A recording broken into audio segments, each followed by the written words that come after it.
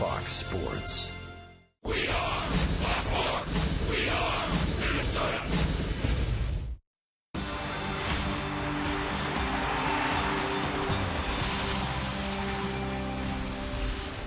After enduring temperatures in the mid-30s Monday, Target Field is soaked in sunshine today. The mercury headed to 50 degrees. Picture-perfect baseball weather for the Twins and Tigers. Game 2. Twins turn to Vance Worley on opening day. They'll put another new arm on display this afternoon. Kevin Correa, who they signed as a free agent last December.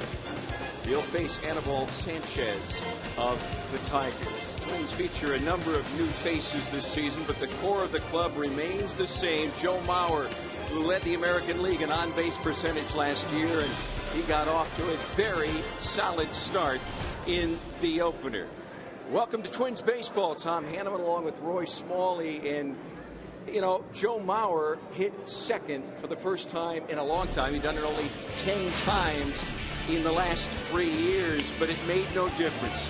2 base hits, hitting 500 after the opening game. I guess the point is, Roy, it matters not to this guy, one of the best pure hitters in baseball, where he's hitting. He's healthy and he's ready to carry this club. Does not matter where he hits in the lineup, but all that matters is that beautiful swing. And if you look on the left of your screen here, the 3rd inning double that he hit, look how far back in the zone, close to the plate, he lets the ball travel. That's one of the keys to his being able to be as successful, as consistently good as he is. He lets the ball get way, way deep in the zone. And then on the single, again, look how deep the ball gets in the zone, how square that bat is to the line of flight of the ball. That big end stays in the zone a long time, allows him to hit the ball to left field so effectively. And on the right side of your screen, look, that is about as perfect as you get. Kids, you should have a poster of that right there. His head very still, perfectly balanced over his back, bent knee. That is as textbook as it possibly gets. Joe Mauer warming up as the temperature is climbing, but still a little chilly. And Joe Mauer, his numbers speak for themselves. Batted second in the opener, normally in the 3rd spot, but ready to carry on here to have a terrific season for the Minnesota Twins. Up next, Dick and Bert will discuss what we should expect today from Kevin Correa, who makes his first career start for the Twins today. A fresh arm to face the Tigers.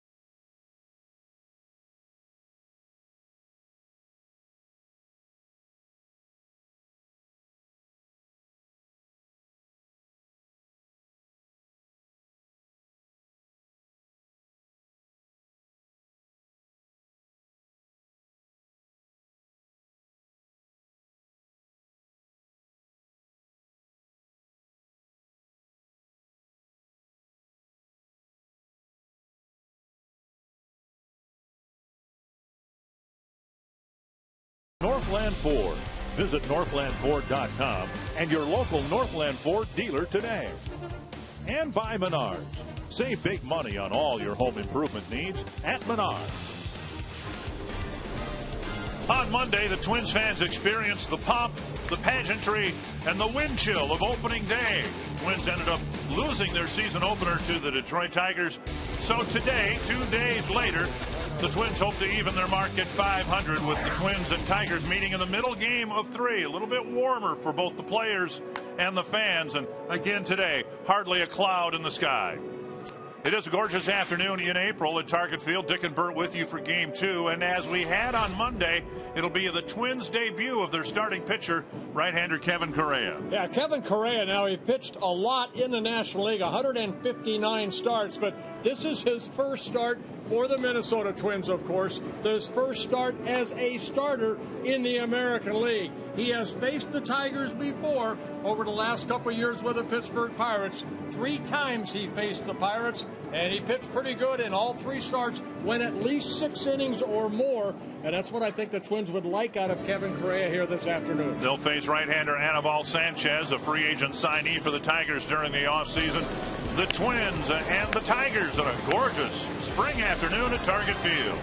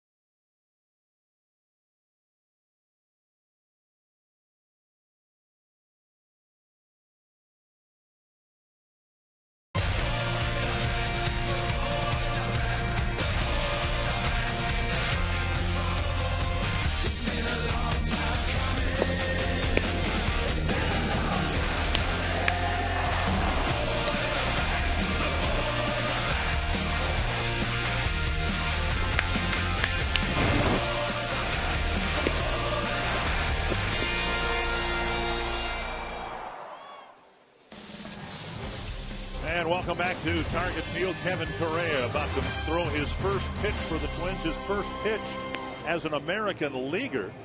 And Jim Leyland, the defending American League champion Tigers, are in town.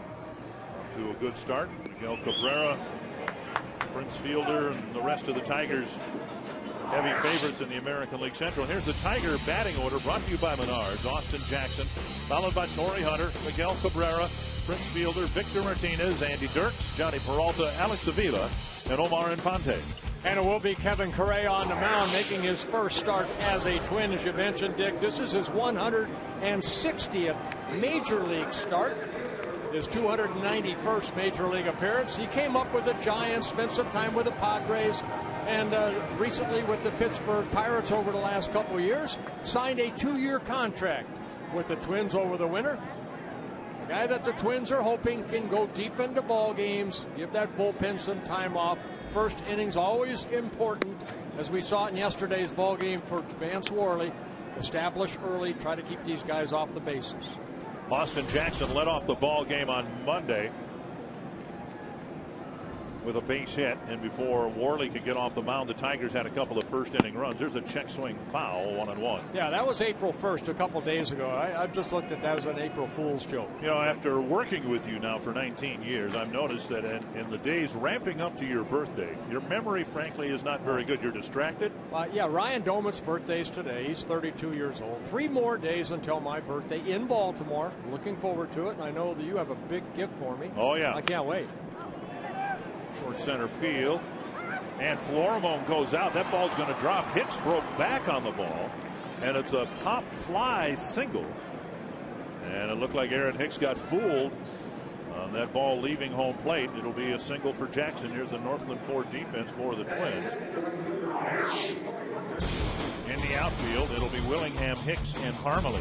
Florimon, Dozier, Morneau, and Joe Mauer around the infield. I looked up and Hicks was standing still on a ball that was clearly hit well short of where he was playing. You know what? The Twins yesterday made some, or excuse me, 2 days ago made some mistakes. You cannot allow a club like the Tigers more than 3 outs an inning.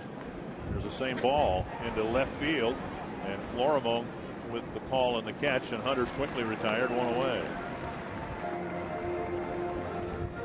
And that'll bring up Miguel Cabrera. Yeah, I do have a big gift for you. It's remarkably inexpensive, but it in terms of that size, surprises me. In terms of size, it is rather large.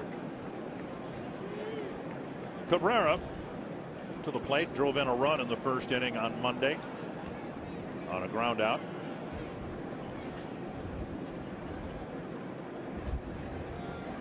I'm not even going to go there. Yeah, Cabrera did not pick up a hit. He did pick up an RBI on Monday, 2 days ago. Strike on the outside corner. Correa features a fastball in the low 90s, a sharp slider, and a changeup. And this is his 4th career start against the Tigers, 3 times as a Pittsburgh Pirates in interleague play. He faced the Tigers. And Correa with a look over at Jackson. We mentioned it on Monday. Jackson, as fast as he is, he's led the league in triples the last 2 years. He has not been maybe as efficient on the base paths in terms of stealing bases as you might think. Just 12 for 21 last year. 1 strike to Cabrera, and now a ball. Well, one thing we did, a couple spring training games we did, Dick. Correa started that game, and one thing that he does a good job of, what I saw, is holding on runners. Pretty quick home with that slide step. All you want is give Joe Mauer an opportunity maybe to throw out a speedy runner like an Austin Jackson. And a ball hacked up the first base line. Rafael Belliard, the first base coach for the Tigers, lets it go by. So 1-2. You know, Correa, the type of pitcher, Bert, Twins fans, probably many of them, most of them, seeing him for the first time. And it's important, I think, for Twins fans to expect what he's been and nothing more. He's been a stabilizing pitcher, not an overpowering guy, a pitch to contact guy. Fouled away again by Cabrera. Yeah, Correa as a starter, 159 major league starts. He's 57 and 57 as a starter with an ERA at 4.6. He's had 2 complete games in his career, 1 a shutout, that coming back in 2009 when he was with the Padres. So he's a guy that, you know, Rick Anderson, Rod Gardenhire, the staff, hoping that he'll average 6 or 7 innings an outing. Got him looking. Came back inside, and Cabrera takes a called third strike. Good fastball, good location. Joe Mauer setting inside. Jim Wolf, the home plate umpire here this afternoon. Take a good look straight over the top. Joe holding it for a second. Looked like he got the black of that home plate. That extra little black around the mythical that black edge yes. of the plate. Here's Prince Fielder. Up and away, ball one. See the umpire alignment for today. Veteran Jim Wolf behind the plate. Ed Hickox, Corey Blazer, Jim Joyce. And typically in years past when the Twins would open at home, St. Paul's Tim Cheetah would be on the crew, but gives us an opportunity to wish Tim a very happy retirement. Tim retired from the game. There goes Jackson, and the pitch, a check swing roller to third. Plouffe sets and fires across, and Correa pitches around the pop fly single that started the inning.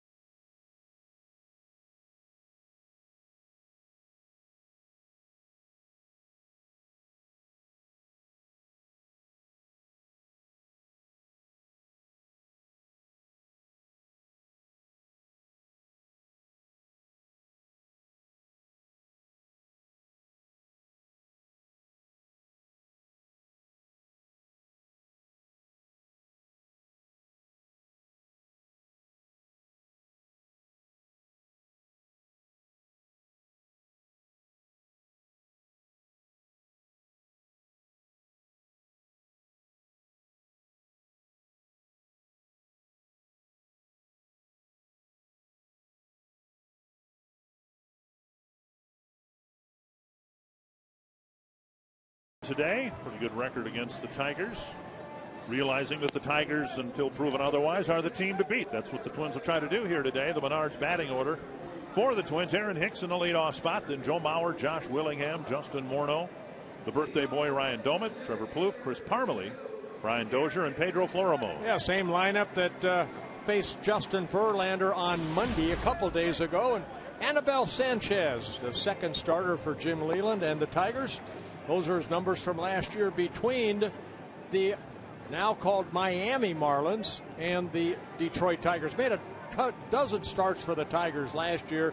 Ended up just signing over the winter a 5-year contract as a free agent by the Tigers, making his third career start against the Twins. Aaron Hicks 0 for 4 with 3 strikeouts in his major league debut, standing in, hoping to get the Twins offense started here. They had to play from behind the entire game on Monday, and Hicks takes strike one. Hicks will see a fastball in the low 90s, a very good slider, and a very good changeup from Anibal Sanchez. Check swing 1-1. You saw Hicks with 4 home runs that led the team in spring training, but remembering 3 of those came on a very windy day in Clearwater against the Phillies. What it did for Hicks and the awareness fans had of him, you hit 3 home runs even in a spring training game, suddenly everybody knows your name. And so that said, I don't know that Twins fans should expect Aaron Hicks to be hitting 30 home runs this year in his rookie season. Well, his job is not really to hit home runs. Get on base makes things happen. Outstanding speed. And work the count, which is what he's trying to do here with Sanchez in the first inning. He takes low, 3-1. His numbers, at least some of them, very impressive throughout his minor league career. He's always had the ability to do what he might be on the verge of doing here, and that is take a lot of pitches and end up at first base with a free pass. He pulls this ball foul, 3-2. I remember when Denard Span came up, and I asked Paul Molitor, I said, what impresses you the most about Span? And Paul said he identified early on, Span did, what type of player he was going to be. And watching Hicks play in spring training, I kind of got the same sense. He knows what his identity will be up here if he's successful. He knows he's a leadoff hitter, a switch hitter, good speed, get on base, as I said before, and there's a good walk right there by Hicks. He did walk yesterday in his last at-bat. So Hicks aboard, Mauer to the plate. Here's a look at Detroit's defense, brought to you by Northland Ford.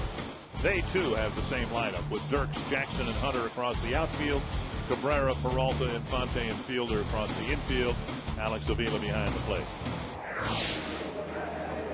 So now speed on the bases, and the newly anointed #2 hitter at the plate, Joe Mauer, who got a couple of hits and reached a couple of other times here on Monday. Yeah, double and a single for Joe yesterday, 2 for 4. And he takes a strike.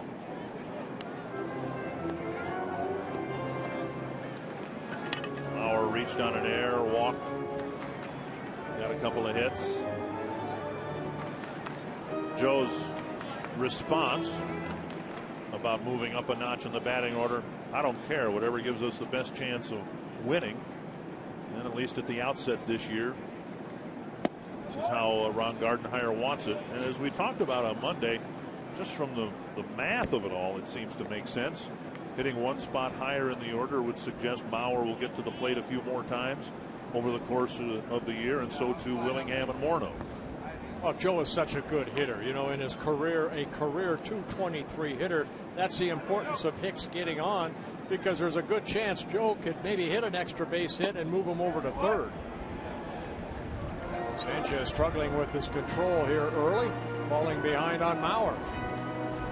Sanchez making his 145th major league start, his 13th as a Tiger. The other starts coming with the now called Miami Marlins. 2-1 to Mauer. 9 pitches, just 3 strikes so far. There's a swing and a miss on an off-speed pitch. Mauer's just got a small sample size with Sanchez, but he's 4 for 5 with a walk against him. Good little sinker right there. Fastball down. 2-2. Jeff Jones, pitching coach for Jim Leyland.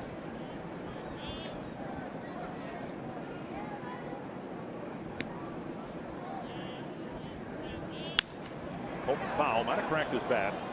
Mauer will go back and get another one. Sanchez came over in the trade as the Tigers realized they might very well win the division, and they wanted to bolster their rotation for the playoffs. Omar Infante came along Right. with them. That was a pretty good trade for the Tigers. Sanchez did okay down the stretch for the Tigers. Where he excelled was in postseason play, where he gave the Tigers 3 really good starts, and that, as much as anything else, I suppose, led the Tigers to re-sign him then as a free agent. Well, he's a guy that over the last 4 years has been able to work almost 200 innings, so that's what they're looking for. Fisted foul, it'll reach the what's season. amazing in today's game, if you can do that, almost pitch 200 innings a season, and you do it for 3 or 4 years in a row, a 5-year, $80 million contract for Sanchez.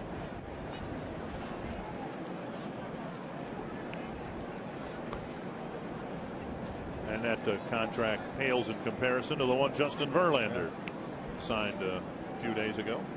Well, Verlander will give you about 240, 250 innings a year.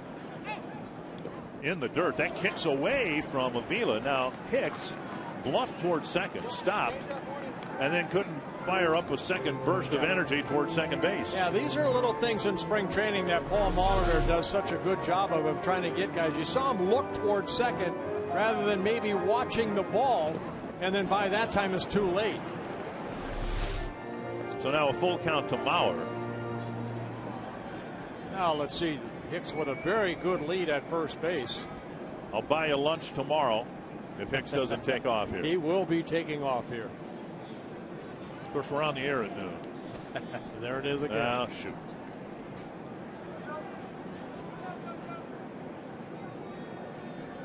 Hicks walked on a 3-2 pitch.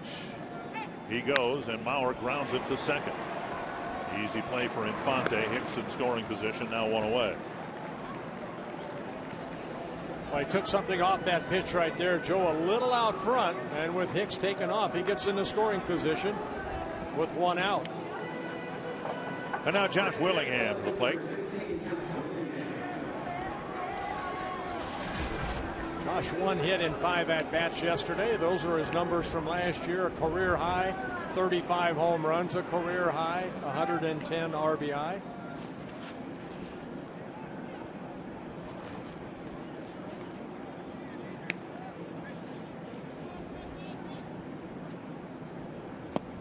Down and away, ball 1. Twins, even with Justin Verlander on the mound on Monday, were patient, took some pitches, worked the count, and that's been the approach here through this first inning against Sanchez. Sanchez, 29 years old, from Venezuela, originally signed by the Red Sox, traded over to the Marlins back in 2005. Breaking ball, tap foul, 1-1.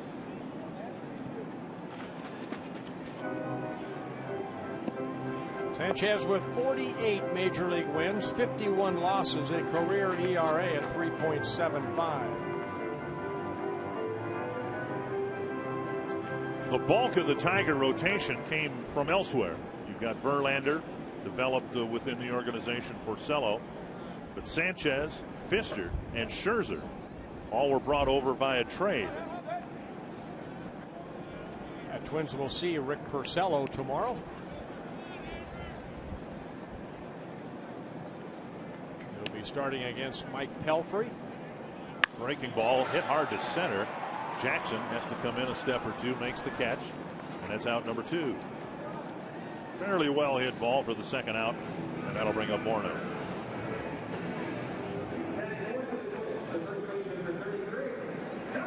Twins trying to take advantage of the leadoff walk. Right now, Hicks stuck at second base. Justin 1 for 4 in Monday's ball game. He doubled to lead off the 4th inning and was stranded there.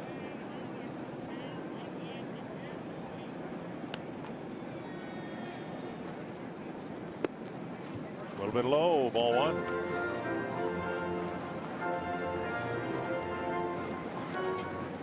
$18 pitches, half of them strikes for Sanchez.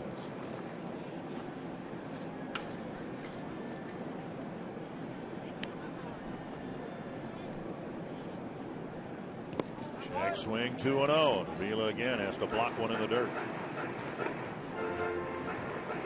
First base open, switch hitter Doman on deck.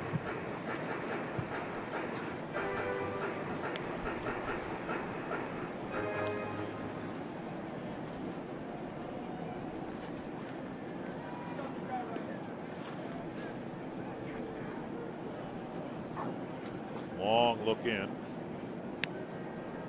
And now the 2-0 pitch. 3-0. And Sanchez doesn't seem to be attacking Morneau at all in this plate appearance.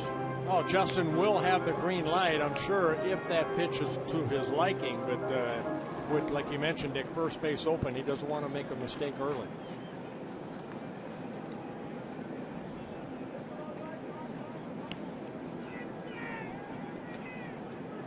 On the outside corner, 3-1.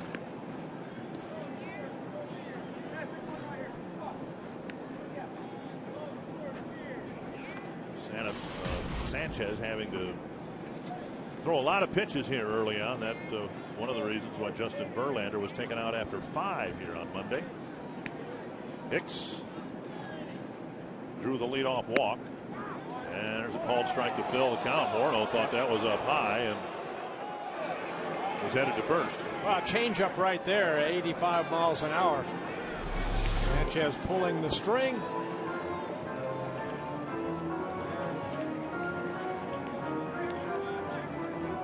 A little high.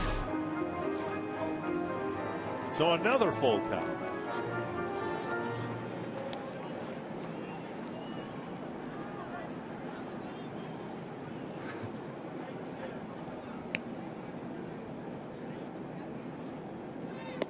There's ball 4.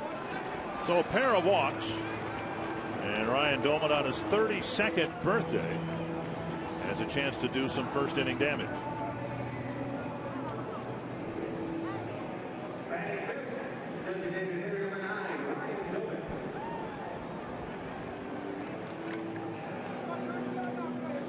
Doman, of course, a switch hitter, but he's got a chance with the wind gusting in from right field. He's got a chance to give the Twins their first lead of the season here. Yeah, good numbers for Ryan last year. Picked up the only RBI for the Twins on Monday. Off-speed pitch missing, ball one. Sanchez not coming off a very good spring training. In 4 starts, A games, he had an ERA at 7.3. His last 3 were particularly ugly. Last one again in Houston. Gave up 9 runs in 5 innings. There's a strike on the outside corner, 1-1. But that's spring training. And, you know, a lot of veterans like Sanchez just trying to get their work in. And I think, to be fair, we should put that asterisk by the spring numbers for Correa and Pelfrey and Worley. Exactly. Especially guys who've been around for a while and are more known quantities. High chopper over the mound. And Peralta fires to fielder, and the Twins leave a couple of runners aboard after Sanchez walks 2 in the first inning.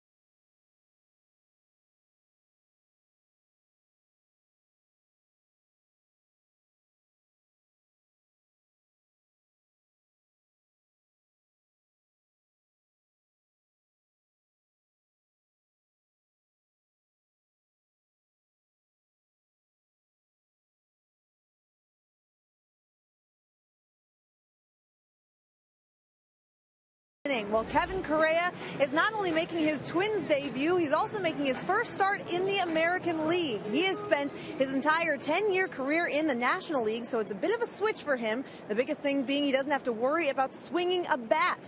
And talking with Correa earlier this week, he said that's nice, but on the other hand, you don't get to face a pitcher when you're out there either. It's usually an easier out to get. So, guys, we'll see how Correa makes the transition here today.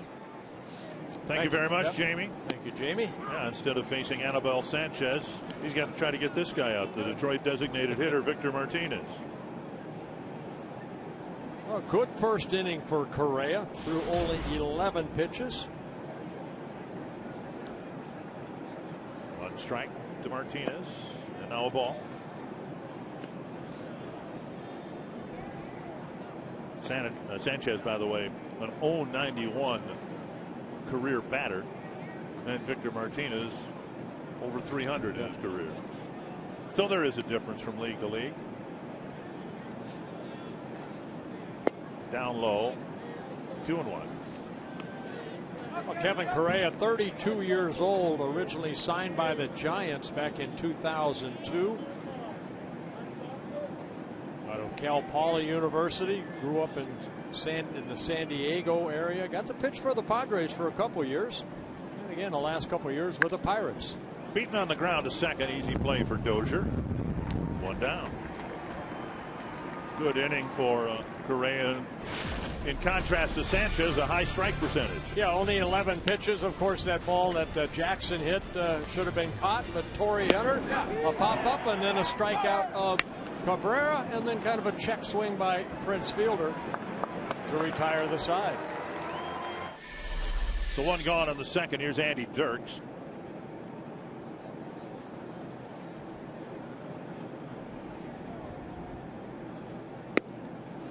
Like a cut fastball, and he gets a swing and a miss.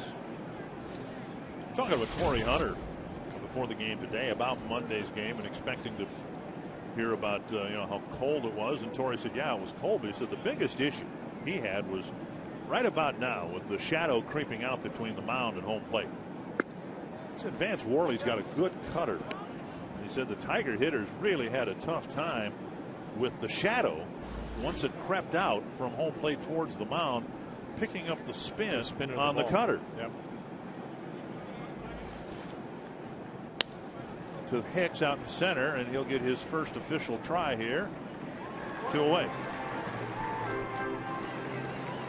Sanford Health injury report, some good news. Looks like Scott Diamond's about ready to join the major league club, and Anthony Swarzak right behind him. Yeah, Anthony Swarzak, a couple cracked ribs in the spring training that set him back, and Scott Diamond, of course, had the surgery, a couple bone chips removed.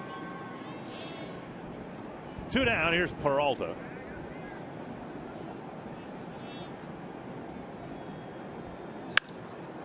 Florimo snags it on the fly, and a quick second inning, a 1-2-3 second for Kevin Correa. He's only thrown 18 pitches through 2 scoreless innings.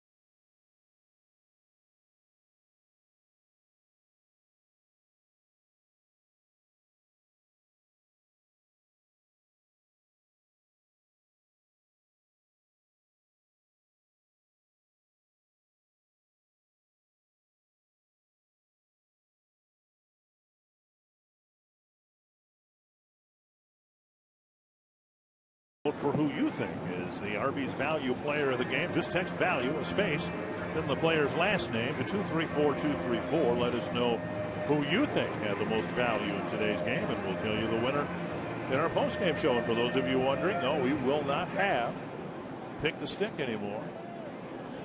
So I go down as the defending champ. You won it once, didn't you? I won it the first year. I think the trophy we had, we named that the Bramer Trophy, I believe. Or at least I named that. I named it that. Here's Trevor Plouffe leading off the second.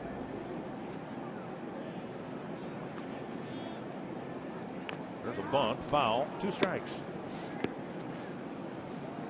Twins didn't bunt much on, for that matter, the rest of the teams in baseball didn't bunt that much on Cabrera or Fielder. Now, neither player's known for their mobility at the corner infield spots. And here Plouffe, who showed power last year, also wanted to show Cabrera that he could drop one down in front of him. Yeah, so Cabrera, he just stays back. He said, go ahead and try to bunt. Fisted foul. And we've seen Sanchez, as erratic as he's been with his control, he's run the ball in on the hands of some hitters a couple of times already here. 2 strikes to Plouffe.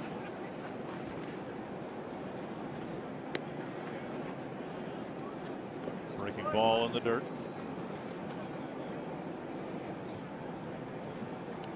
Plouffe, Parmalee, and Dozier here in the second. Twins didn't get a hit, but they put a threat together thanks to a couple of walks.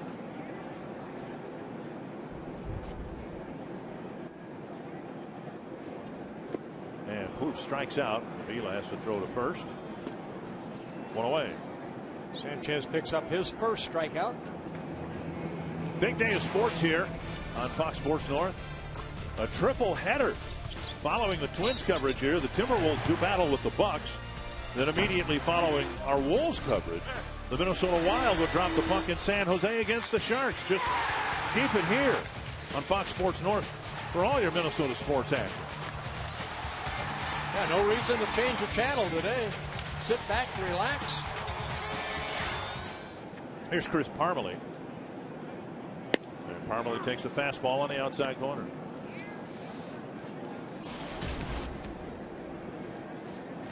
Parmalee on Monday 0 for 2, but he did draw 2 walks. Big strikeout in a key spot against Albuquerque.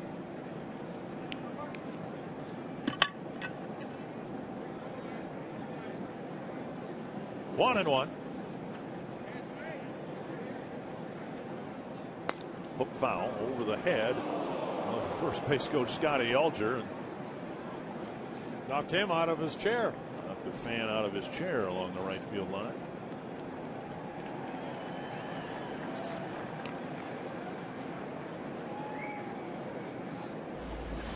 Sanchez, who fell behind all the hitters in the first inning, has gotten ahead of the first 2 batters here in the second. Dribbler right side. Infante scoops and flips. 2 down. And that'll bring up Dozier.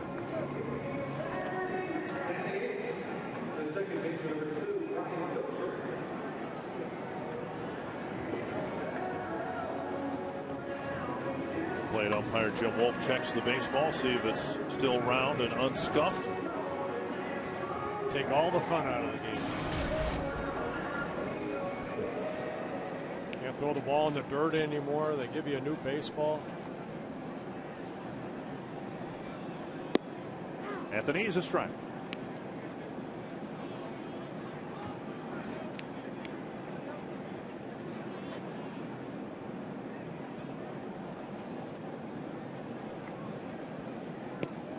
Down and in, 1 and 1. I haven't seen anybody for the Twins offer at any of the first 2 pitches, maybe even the first 3 pitches. They want Sanchez to work out there. Well, they made him work in that first inning. 26 pitches so far here, 11 pitches. Trying to get the final out of the second inning. Breaking ball. Foul back to the screen, 1 and 2.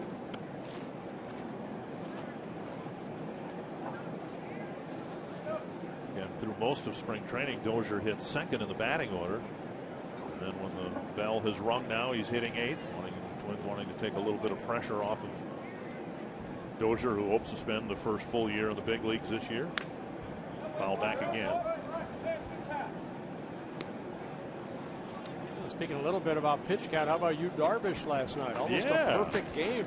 Ended up throwing 111 pitches. Finally gave up a base hit to the 27th batter, and Ron Washington took him out after the ball game. But Texas ended up shutting out the Houston Astros 7-0. Breaking ball driven to right center field. Hunter over, now back.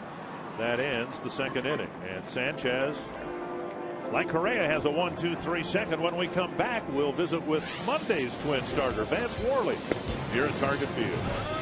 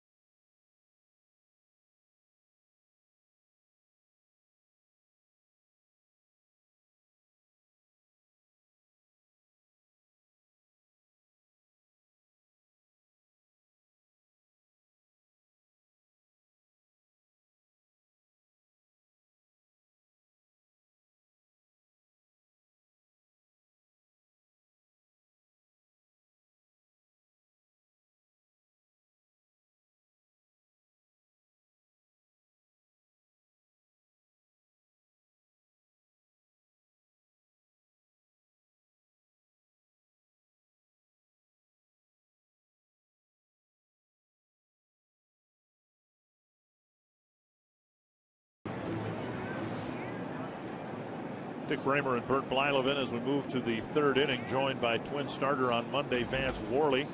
Nice enough to join us from down there in the vicinity of the Twins dugout. Vance, everyone I think was impressed with how you fared here on Monday.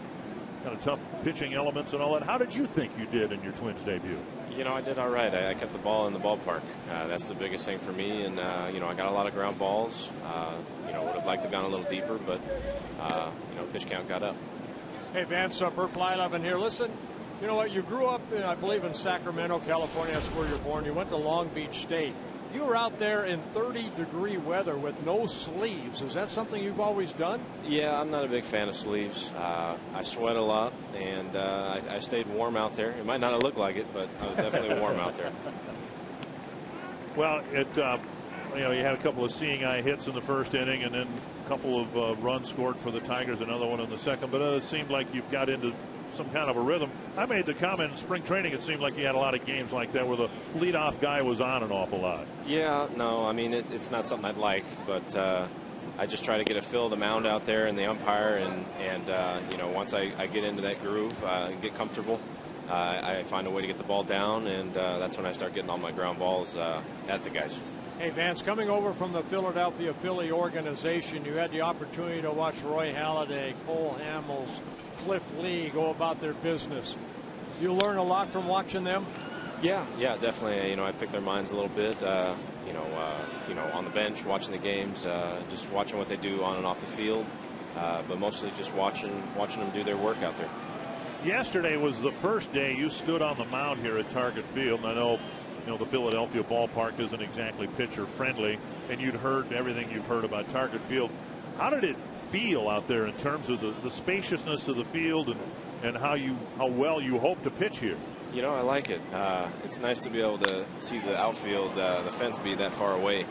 You know, if the ball's in the air in Philly, that thing was usually gone. There's a high fly ball that might have been gone in Philly, but as it is, Aaron Hicks is under it for the catch. Well, Vance, you know, not only Kevin Correa, who's on the mound right now, but also Mike Pelfrey. As we look at some of the highlights of your ball game yesterday, how have you guys all worked together so far? 3 starters pitching for the Twins for the first time. You know, I mean, we're all trying to get along here and pick each other's minds. You know, we're all going to bring a little something different over here, and hopefully, you know, all the other guys accept us for what we can bring. You know, we're all out there to just, you know, get the team some wins. You know, we tend to think of it, or at least we've discussed it on the air from the catcher's perspective, the challenge for Joe Mauer to get to know the pitchers. But that's a challenge, too, for the pitcher, isn't it, to do his part to get on the same wavelength with a new catcher? Yeah. No, I mean, it takes time. He was playing in the World Baseball Classic this spring, so we all didn't get a chance to work with him as much as we would like to. But, you know, he's smart back there, and he knows what he's doing, and it's just a matter of when we all start clicking together. 8 in a row set down by Kevin Correa, and with 2 out in the inning. Vance, we're going to let you go, and thank you for your time. We appreciate it. Good luck in your next start in Baltimore. Yep, keep it going, Vance. Thank you. All right, Vance Worley, nice enough to join us. Twins opening day starter, new to the ball club, new to sub-freezing pitching. What'd you do? I mean, you obviously had to pitch on a fairly regular basis, and some of the exotic climbs you pitched, Bloomington, Cleveland. Well, I think the biggest thing is you realize that whoever you're playing against have to play in the same weather. Right. So I always think if in cold weather, the advantage goes to the pitcher if you can make your right pitches and, you know, try to get in to where maybe the hitter, you know, will have to get jammed a little bit and be shaking his hands going down the first baseline. But, you know, as a pitcher, you stay pretty warm. That's what Vance said. Even though he's out there with no sleeves, you know, he stayed pretty warm because you're always moving around. Hitters don't have that opportunity. Your defensive players, you want to work quick to keep your defensive players pretty much on their toes because it is cold behind that pitcher. You know, back in the day, Hall of Fame football coach Bud Grant was a pretty good baseball player, too. If he was watching on Monday, he probably appreciated Worley out there with the short sleeves on a frigid day. And the foul back by Jackson. Only hit of the game came off the bat of Jackson. He had a big fly into short center, and Aaron Hicks did not get a good break on it, and it fell between Florimone and the Twin center fielder. 2-2 now. Kevin Correa to Austin Jackson. I like what Correa's doing right now. He's attacking the strike zone. This will be his 32nd pitch, trying to get the final out of the third inning. And a tapper to third. Now Brookins watches it roll by.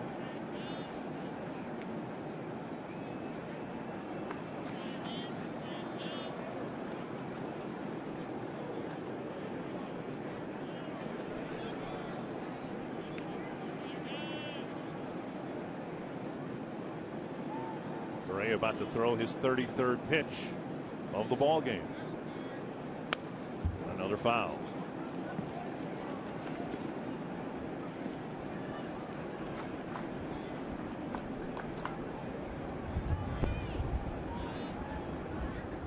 It's a gorgeous day, and it is only about 20 degrees warmer than it was on Monday, but it feels about 40 degrees warmer.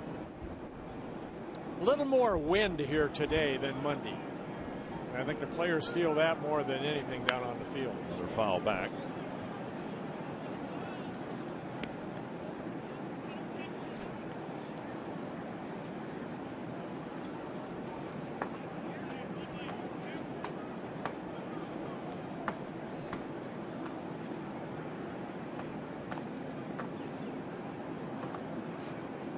If you got a hoodie, the hood is up. Oh! Very close pitch, and it missed to fill the count. Even Justin Verlander mentioned about Monday's game. He said, take a look at this pitch right here. It looks like a little cutter. A little low, maybe. A little low. Said, you know, in the sun it wasn't bad. He said, once I got in the shade, he said, he used the word, it was miserable. Popped up another foul ball, and Jackson having a protracted at bat with Correa. No precipitation Monday, none today, and none expected tomorrow. That might change when we get to Baltimore, where they're saying now on Friday there is a 100% chance of rain, and a threat throughout the weekend in Baltimore and throughout the 3 games in Kansas City. Yeah, this will be the 11th pitch in this at bat for Jackson. And he walked them. So Correa upset, and credit Jackson with fouling off a handful of 2-strike pitches. And he's aboard. He's the only Tiger base runner so far today, with a pop fly single and a walk. When you join the Twins season ticket family this year, you'll be hitting the sweet spot. Purchase any of the Twins season ticket packages and get 10% off all food, beverage, and merchandise bought at Target Field. Call 800-33-TWINS. Visit twinsbaseball.com and check out the options. Learn about the cool benefits that come along with Twins season tickets. Here's Hunter. Popped up on the first pitch he saw in the first inning. Yeah, Torrey with 1,988 hits in his career. Picked up a couple hits yesterday.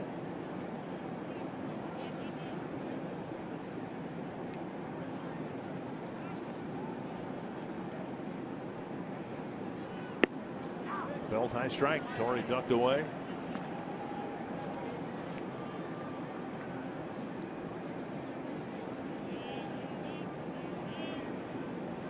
Ballpark just an imaginary twinkle in the eyes of some when Torrey and the rest of that core group from 2002 fisted into right field. It's another hit to the opposite way for Torrey Hunter. So 3 hits, and all 3 of them going to right field. Well, Torrey Hunter with the Twins starting in 1997. And his career went to 2007. 11 seasons he wore a Twins uniform. Not only offensively, we know Torrey as a great defensive player, 9-time Gold Glove winner. And you can see he's let himself go completely to pot over the years. A guy that is a nice addition to the Tiger clubhouse.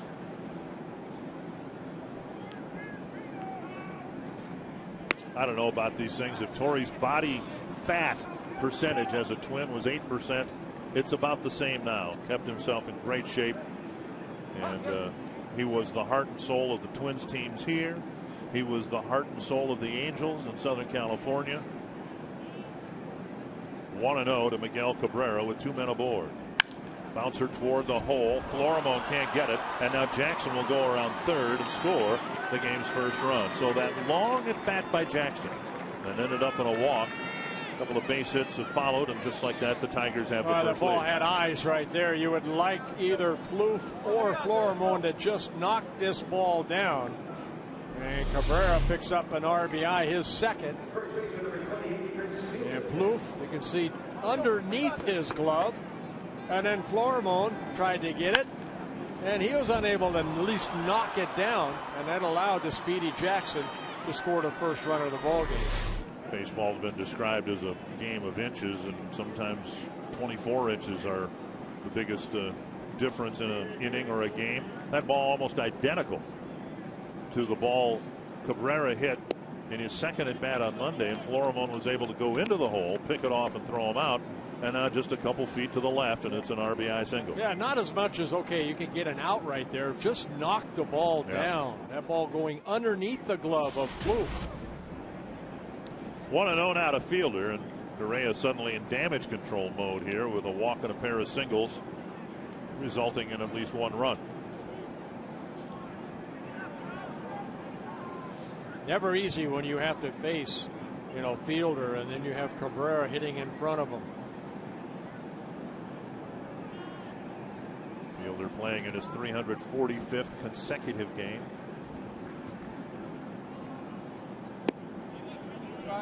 And he takes ball two. I think every time we face the Tigers, you always talk about Cabrera and Fielder, that these are guys that do not miss ball games.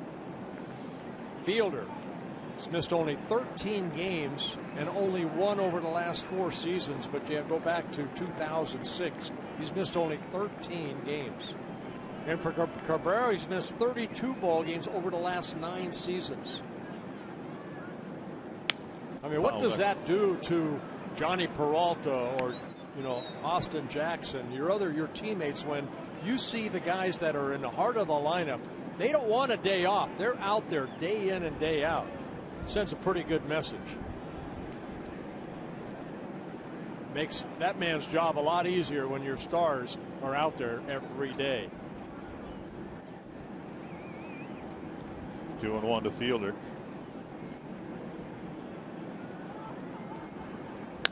Chop to the right side. Morneau has it. And over to Correa, and that ends the inning. A single. An RBI single by Cabrera to make it a 1-0 ball game.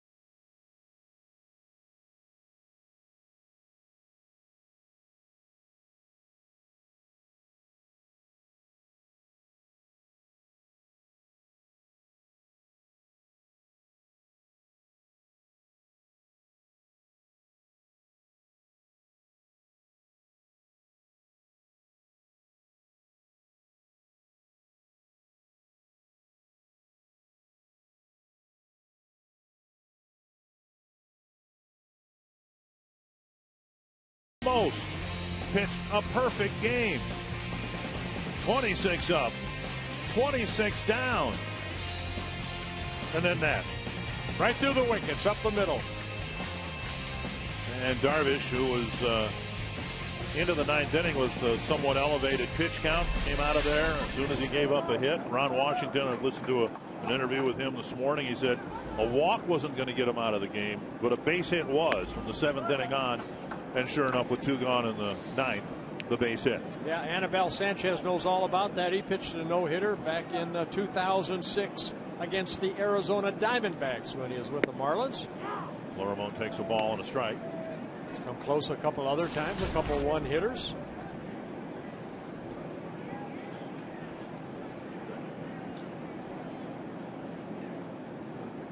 Showing bunt, taking ball 2. Twins have never had a pitcher throw a perfect game for them.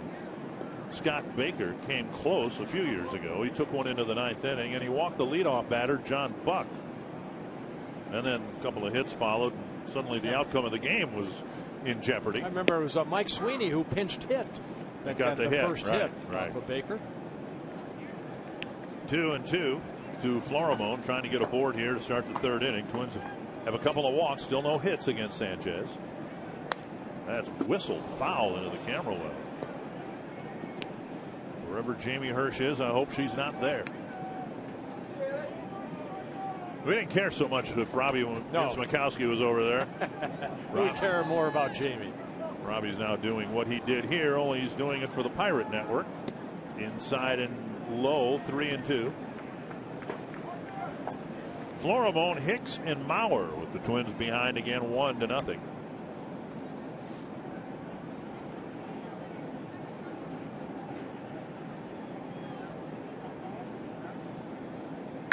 Driven hard to right field, but Hunter hardly has to move. 1 away. Let's go back to Sanchez's date with history. Yeah, that back in September of 2006 when he no-hit the Arizona Diamondbacks. 4 walks in that ball game, 6 strikeouts, and a good pitch count, only 103 pitches.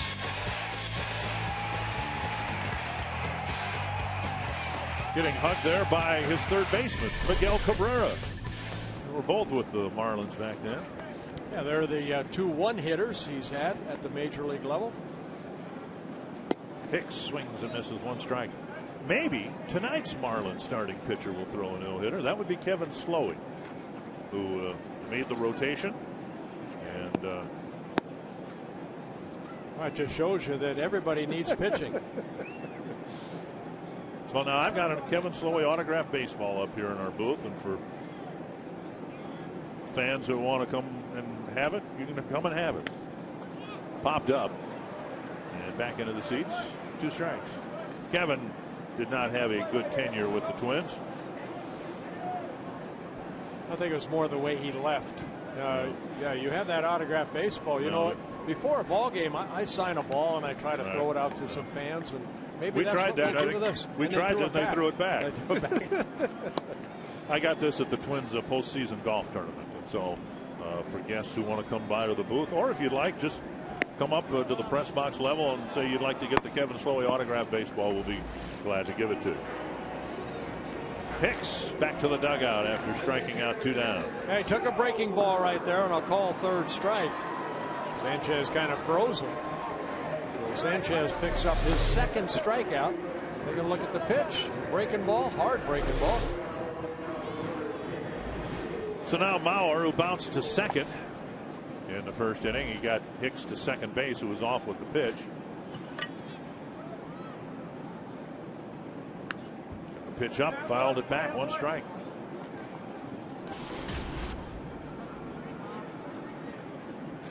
Tigers put together a 2-out rally in the top of this inning. Mauer will try to get something started in the bottom.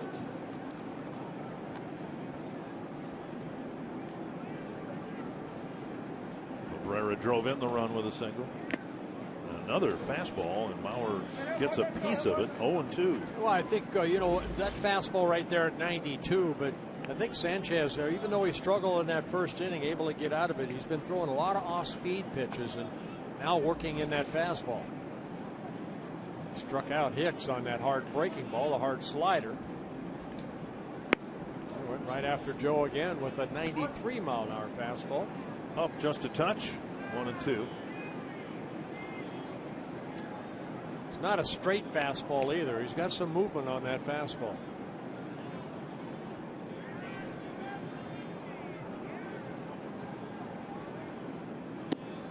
and now 2-2.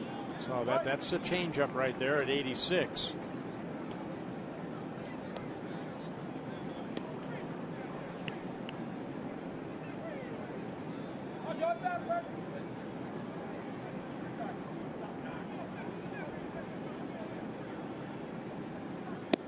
And Mauer strikes out on a cutter, slider down and in maybe.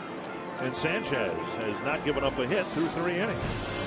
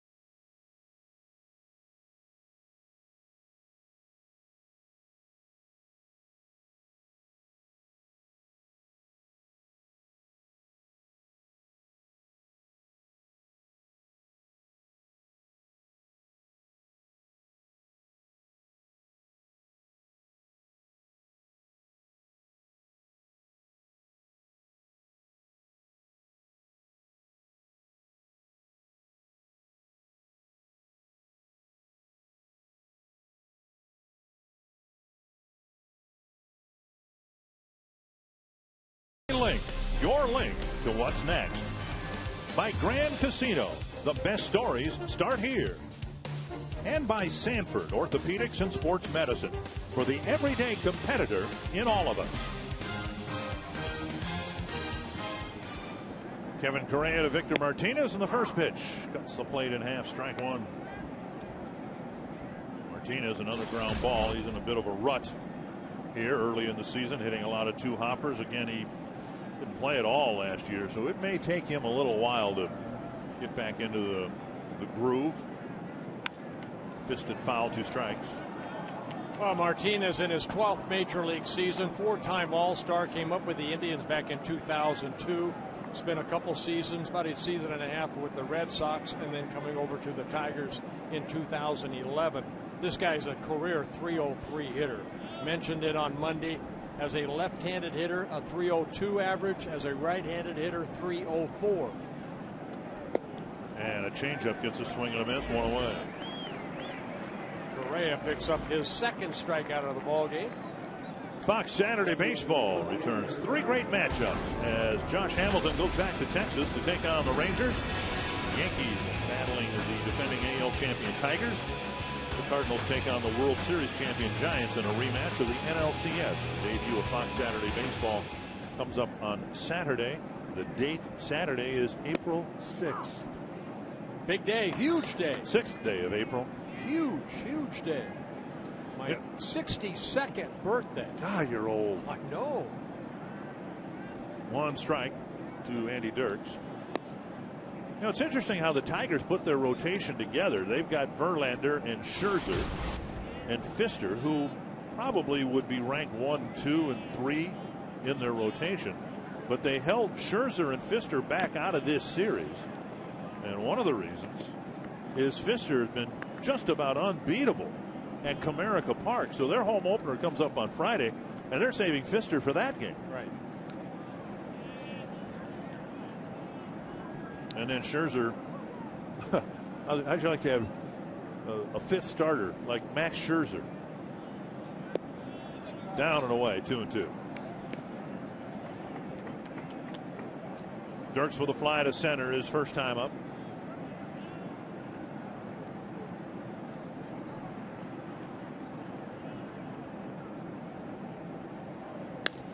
bouncer to Dozier. Gets in front of it. 2 down. And that'll bring up Johnny Peralta.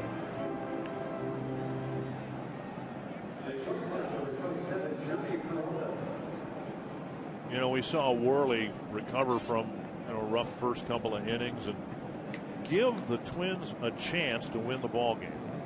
And so far, certainly Correa's done at least that. And you know, that's what the Twins are hoping for here, that Worley, Correa, Pelfrey, and then Diamond certainly, and Hendricks if it's him, and that on a consistent basis they give the Twins a chance to win a ball game.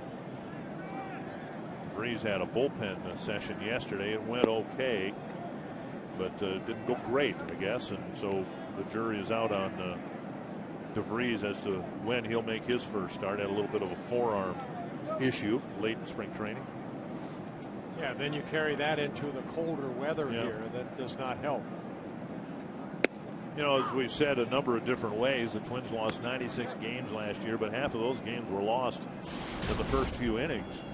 And in Worley's case, he recovered from kind of a rough start, gave him a quality start. Right. Correa seems to be on a similar path here today. Lifted to right into the wind, and Parmalee makes the catch.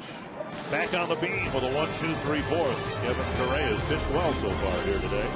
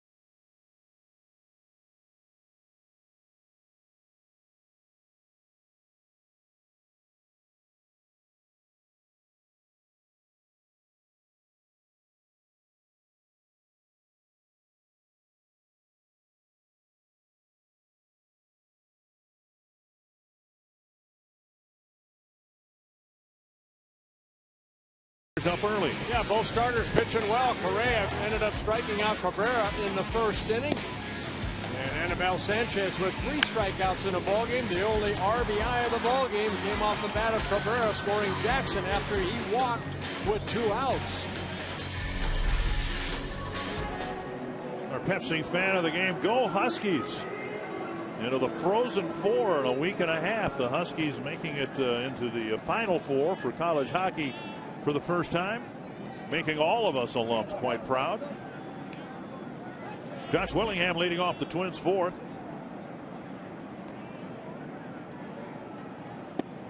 And the first pitch missing low, ball 1, after the Twins made Sanchez throw a lot of pitches in the first inning. He's kind of had a couple of easy innings in a row, pair of 1, 2, 3 innings. Yeah, 26 in the first, 14 in the second, and 16 in the third. Right now, this will be pitch number 57 in the ball game for Sanchez. Breaking ball left up high, 2-0. Willingham hit the ball hard. He had a liner to fairly deep center field, gloved by Jackson.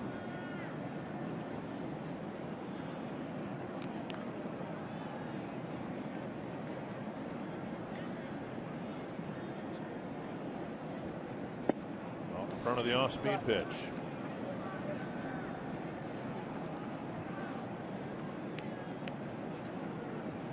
Fastball situation right there for Willingham. Looking fastball. Sanchez pulled the string.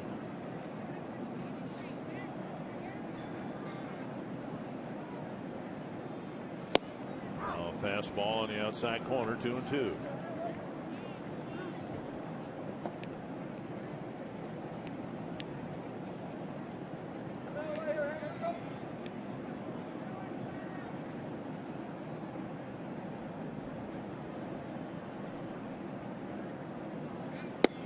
Just off the plate.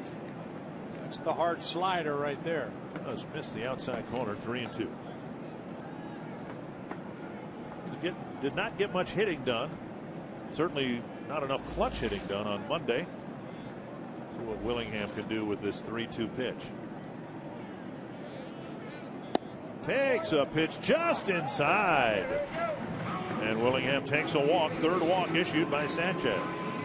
Yeah, first walk since the first inning for Sanchez. Good sinker, but it was low.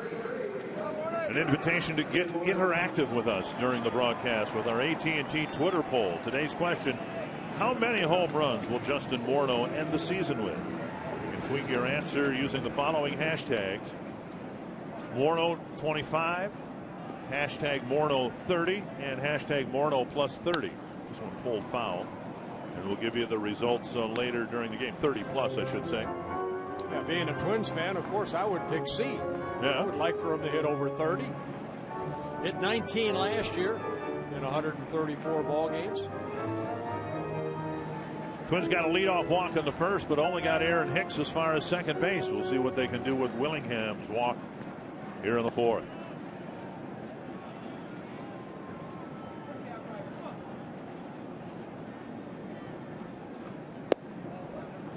Down low, 1-1.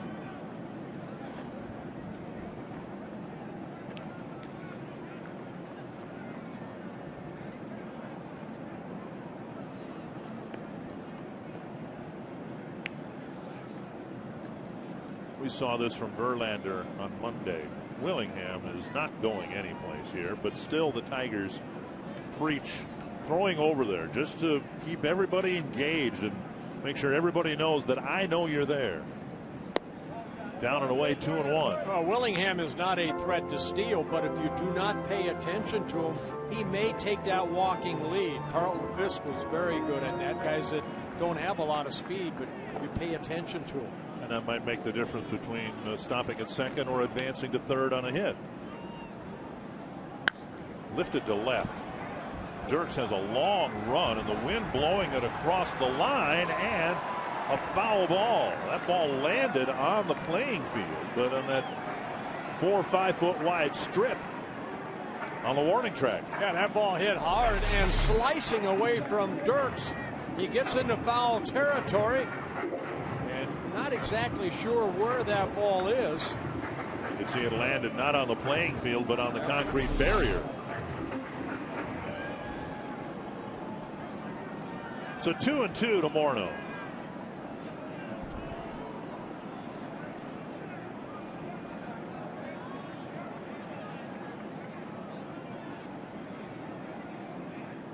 Check swing and a foul.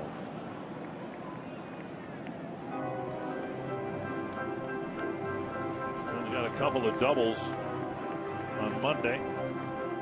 Morneau got one.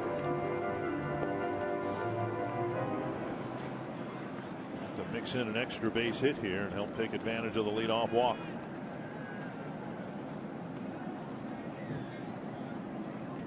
Two and two. Nice block by Avila. He's had to fish a couple of them out of the dirt with men on base. First in the first inning, and now again here in the fourth. Well, I remember on Monday we showed Avila a couple times, you know, not even, okay, he's not going to catch this ball. I'm just going to block it. So there's a good job of squaring up his body and deadening the ball with that chest protector.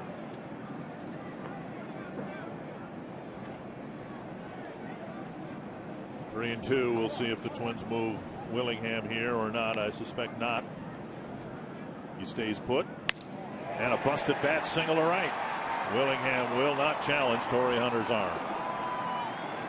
So a walk. Now the first Twins hit, and it comes off the broken bat of Justin Morneau.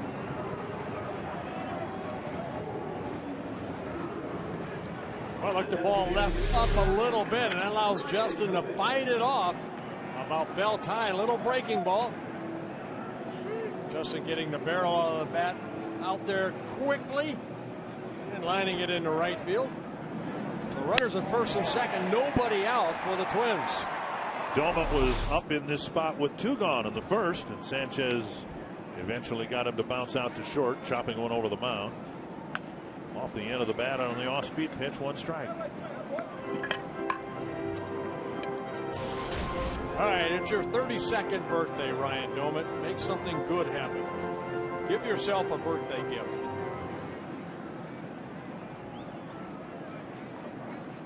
A couple of men on base in the first, now again here in the fourth. Twins find themselves down here in the fourth, 1-0. Popped up. Get out. Near the Twins dugout. And out of play. Quickly going to 0-2 to Ryan Domet.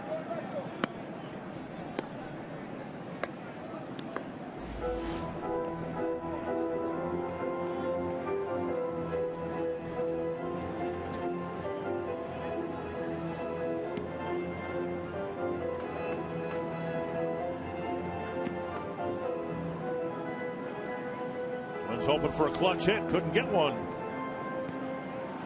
on Monday.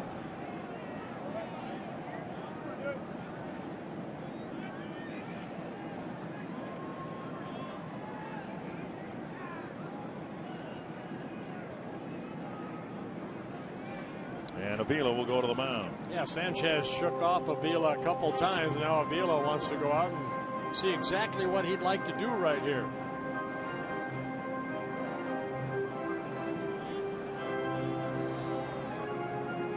Two straight breaking balls to Domet that he fouled off.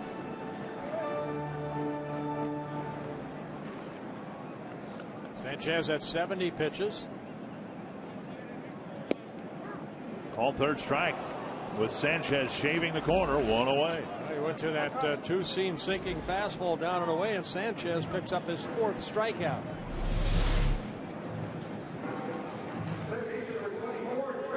Good location. Fox Sports North presents Kids in the City, supported by Buffalo Wild Wings, celebrating the accomplishments of the Boys and Girls Club youth at the 9th annual Kids in the City event, April 25th at Target Field. Enjoy an adult pre-party at Fulton Brewery, silent auction, kids interactive activities, and more. Bounce to short, could be a double play ball. And not handled by Fielder. And Plouffe will reach on a fielder's choice. Willingham safe at third. So Infante augured his throw in short. Monday, Fielder was able to dig out a low throw from Peralta, but he couldn't get this one. Yeah, Taylor made double play right here.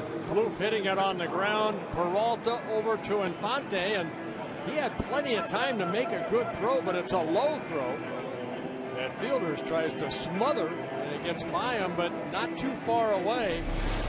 And then Willingham had to stop at third.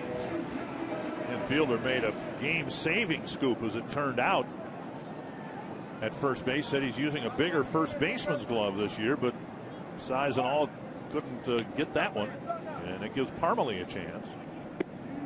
Strike. I think that's the hardest for a first baseman, is that ball that lands about 3-4 feet in front of you. You know, if it lands 5 or 6 feet, then at least you got a chance to try to maybe, get that ball into your glove. But it's that little short hop that's tough for first basemen. 1 strike to Parmalee. Tying run at third. Off the plate, 1-1. Take another look at this short hop right here, right in front of Fielder. You can see you have 2 choices: keep your glove back or trying to go out a little bit further and get it. He decided to stay back, and it, the spin of the ball too. He expects it to come up and stay down a little bit. In the dirt, 2-1. Yeah, Fielder said a year ago he wouldn't have made that scoop on Monday because he was using a shorter first baseman's glove. You see the pitches by inning for Sanchez, a lot in the first inning. So far 19 used here in the fourth. 2-1 to Parmalee. Off the end of the bat, foul, 2-2. things the Twins have liked about Parmelee is his aptitude and ability to learn as he moves along. And so I'm sure in the back of his mind he's thinking, you know, the 2-2 or 3-2 slider that Albuquerque threw him to strike him out in a similar spot in Monday's game.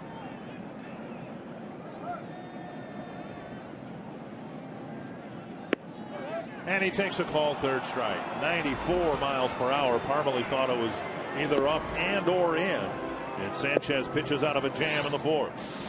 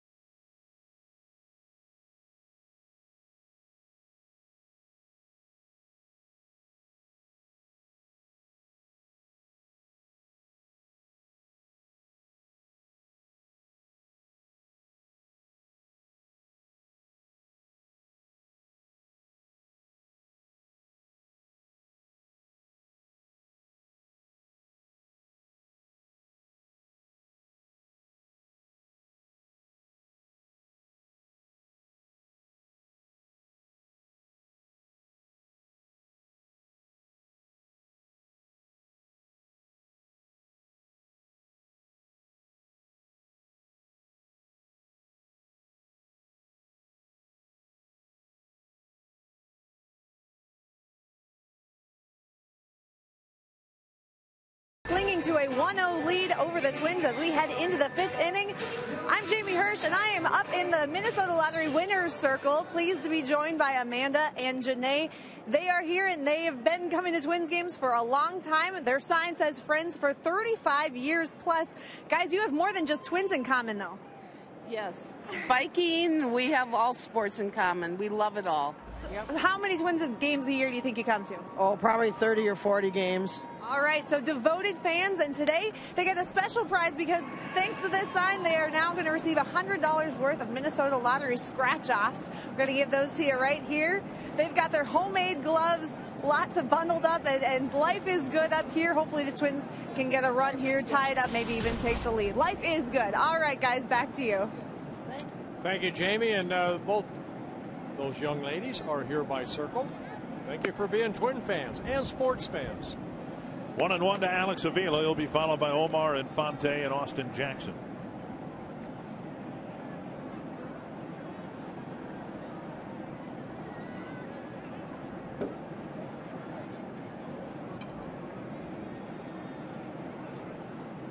Now inside, 2-1.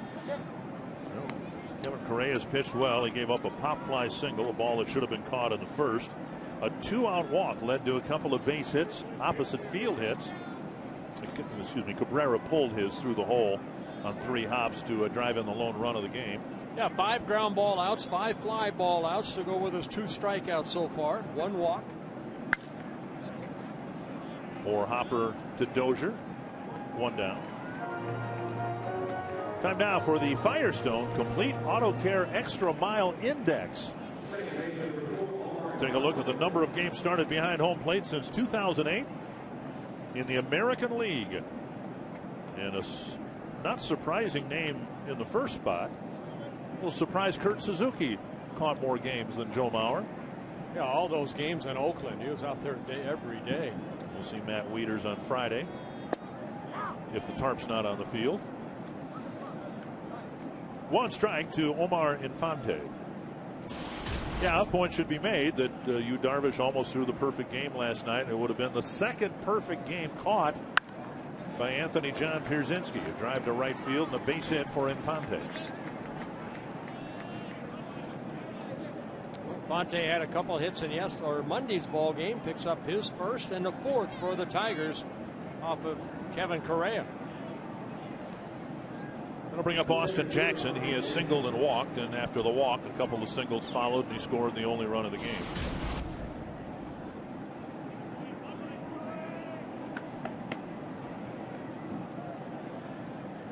Rangers ended up shutting out the Astros, just a conventional 4-0 whitewashing today. Fly ball to Hicks.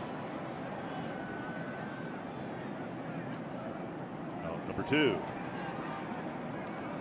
Well, you'd like those one-pitch outs. Well, so far, this is exactly why the Twins pursued Correa, gave him a 2-year deal. Games like this where, granted yesterday was an off day, but if you can get 7 or more innings from your starting pitcher, that means the world to the bullpen. And I think we all felt the Twins had a good bullpen last year, just overworked. Here's Hunter. Strike on the inside corner.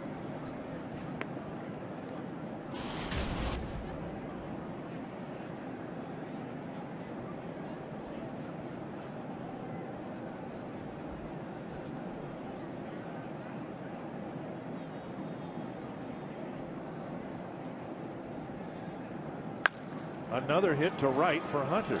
This one hit well. Parmalee gets it back into the infield, and advancing to third is Infante. So Hunter with 4 hits to the opposite field after hitting over 300 for the first time last year. He's on his way again this year.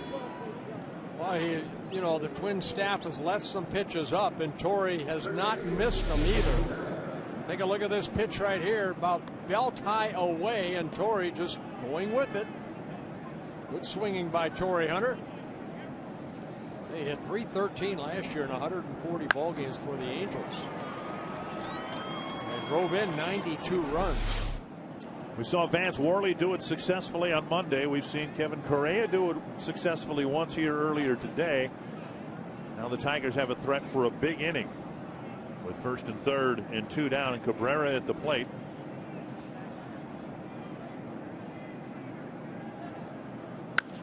Popped up. It's a foul ball, and it will reach the seats. Even yesterday, or a couple days ago, Vance Worley really trying to pitch Cabrera in. You saw that last pitch, trying to pitch him up by his hands. Cabrera just fouled it off. Such a good hitter.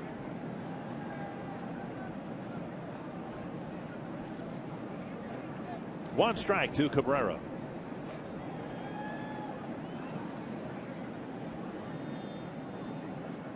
He's that type of hitter, Dick, too. You just can't keep pounding him in and in, because then he will make the adjustment, open up, and he's got tremendous power.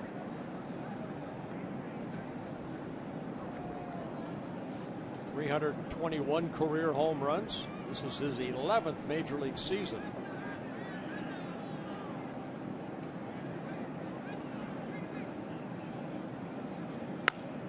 And a flare to right, a base hit, and it's 2-0 Detroit. Cabrera with 2 RBI singles. Now the throw to third. Out at third base. Parmalee guns down Hunter, trying to advance to third. Cabrera drives in another with another 2-out single. And it's 2-0 Detroit.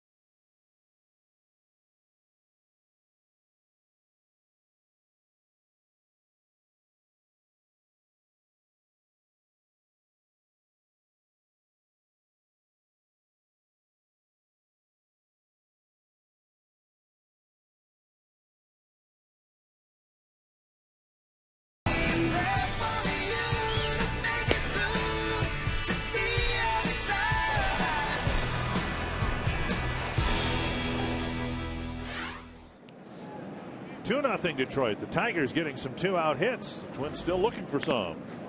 And Dozier fouls the first pitch. Might have gotten Jim Wolf. 1 strike. Dozier with a fly to right his first time up. It'll be Dozier, Florimon, and Hicks. I guess if you get 6 hits and the other guys only get 1, the team with the 6 hits is more than likely than not to get the 2-out hits. And that's what's happened here. In each case, Miguel Cabrera with an RBI single. Oh yeah, 139 RBIs last year. He's the guy that you do not want to see with runners, in scoring position. Cabrera already with 3 RBIs over the first couple ball games. Big pop-up right side of the infield. Infante with the catch, 1 away. Again, a busy day of sports here today. Baseball this afternoon. Following Twins coverage, the Timberwolves will do battle with the Milwaukee Bucks, and then right after the Wolves coverage, the Minnesota Wild dropping the puck in San Jose against the Sharks. Just keep it here. You got your cell phone with you. You can even have somebody cook dinner for you and bring it over. Just sit in your chair, be a sloth, don't move, and enjoy 3 sporting events, major sporting events here on Fox Sports North. Down and in to Pedro Florimon. Hit maybe the hardest ball the Twins have hit today against Sanchez, lining out to Hunter and right his first time up. And now 2-0.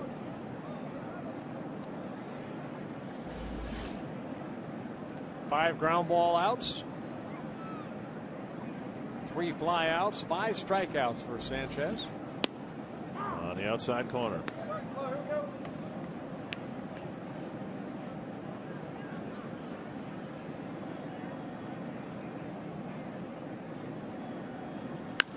This one to the stands along the left field line behind the tarp. 2-2.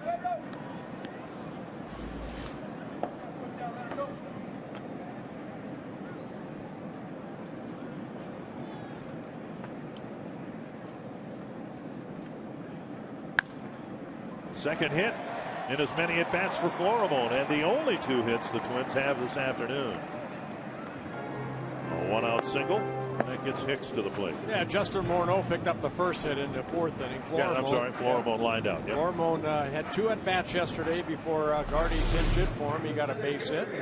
Here, fastball, thigh high, hits it sharply into right field. Hicks still looking for his first major league hit.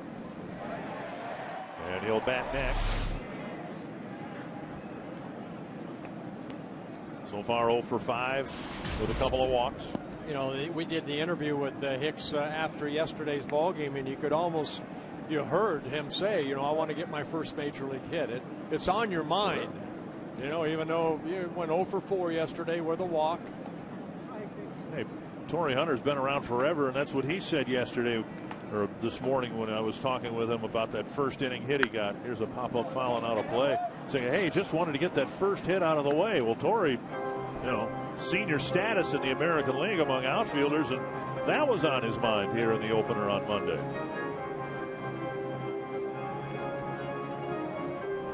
One strike to Hicks.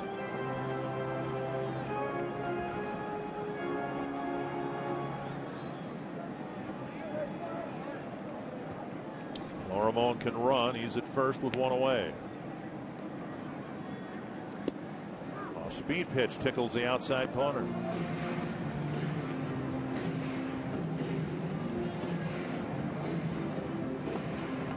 And that's the difference Hicks has to learn at the major league level. You're going to face good pitchers night after night.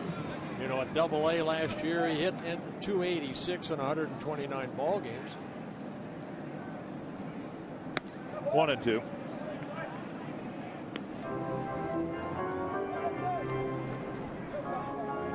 Hicks only 23 years old.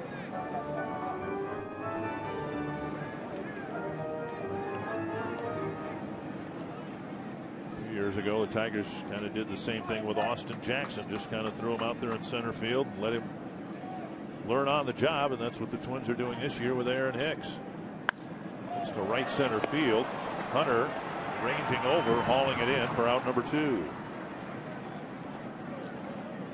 For more on Torrey Hunter and Aaron Hicks, let's go to Jamie Hirsch. Well, guys, how perfect is that? Torrey Hunter obviously making a difference for his new team. This is the first time he's come back to Minnesota. It's not the first time he's been here, but it's the first time as a division rival. And I asked him what that's like. He said it feels weird because when he was with Minnesota, he remembers the Tigers were our nemesis. We wanted to really play these guys well, so he says he knows how these guys feel out there now, but at the same time, he says he's committed and loyal to the Tigers. He's going to do what he has to get the win for them. And as we already saw, he's 2 for 3 today at the plate. Guys making the difference against his old team. Yeah, he's gotten a couple of hits, which of course has meant Cabrera had a chance with men on base. And that's not a good situation for any opposing team. No. 1 strike to Mauer. Had success against Sanchez, but not today. 0 for 2 with a strikeout his last time up. 1-1.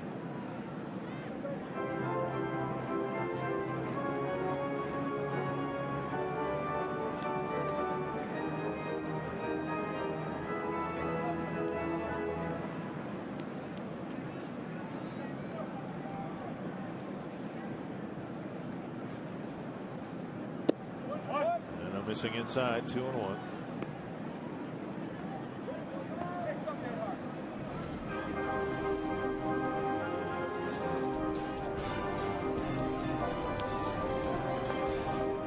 Last year, Mauer led the American League in on-base percentage. They had a more typical Joe Mauer year. Takes a strike on the outside corner and looks back at Jim Wolf saying, hey, that was outside. 93 pitches for Sanchez here on Monday. Verlander threw 91 pitches in 5 shutout innings. That was outside. 2-2.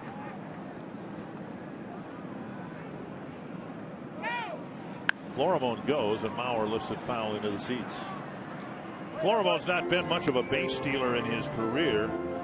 First, just 47 games in the big leagues. He was 3 for 4, but in the minor leagues, 102 steals and 50 caught stealing. So he doesn't have the best stolen base percentage professionally.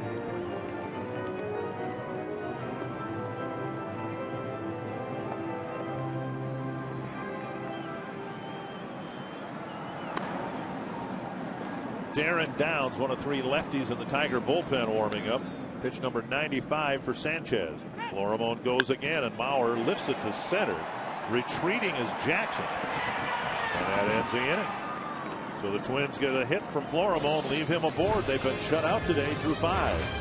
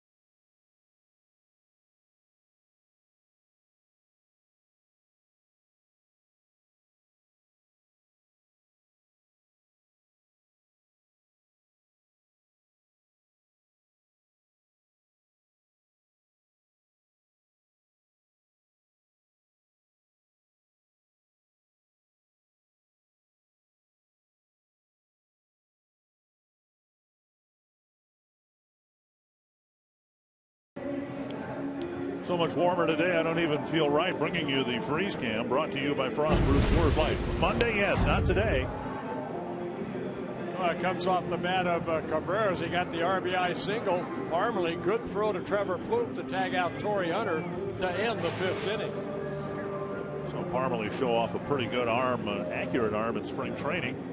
In right field, not a new position for him. He's played it quite a bit in the minor leagues. And right now, that's his job with the Twins. Where his future lies with the Twins positionally, that, of course, remains to be seen. But right now, he's the right fielder. And here is Prince Fielder facing Kevin Correa. Off-speed pitch over for a strike.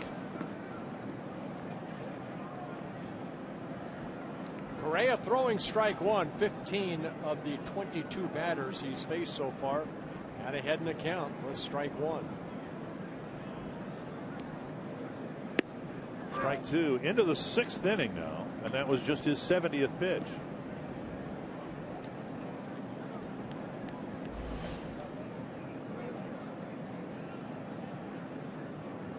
Good strike to ball ratio.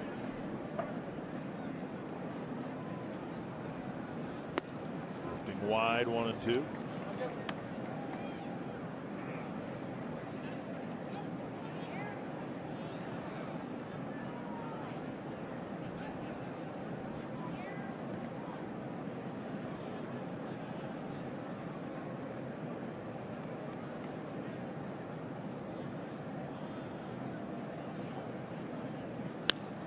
Left center field. Willingham has it come back to him for the catch. One away. We'll bring up Martinez. Looking for the best Twins coverage on the web. Read Tyler Mason's daily stories and columns all season long at foxsportsnorth.com. Here's Victor Martinez.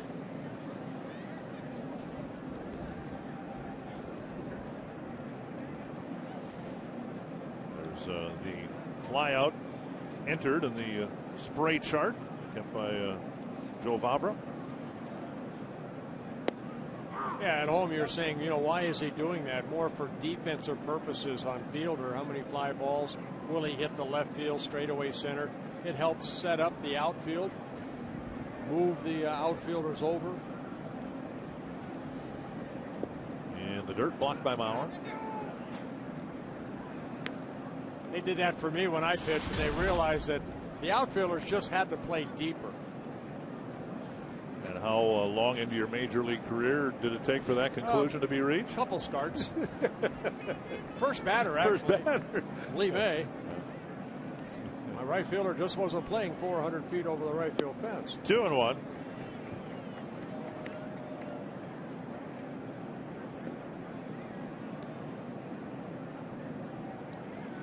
Martinez, a couple of strikeouts and 3 ground outs so far on the season.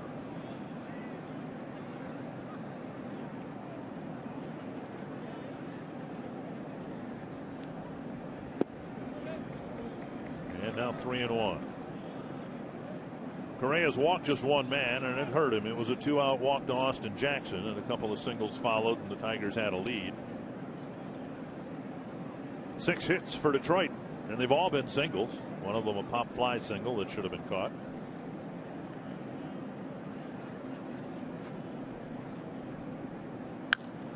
Now a foul into the seats. 3-2. You know, the Tigers won the division last year, and they were being chased by the White Sox most of the year. The White Sox kind of tailed off towards the end.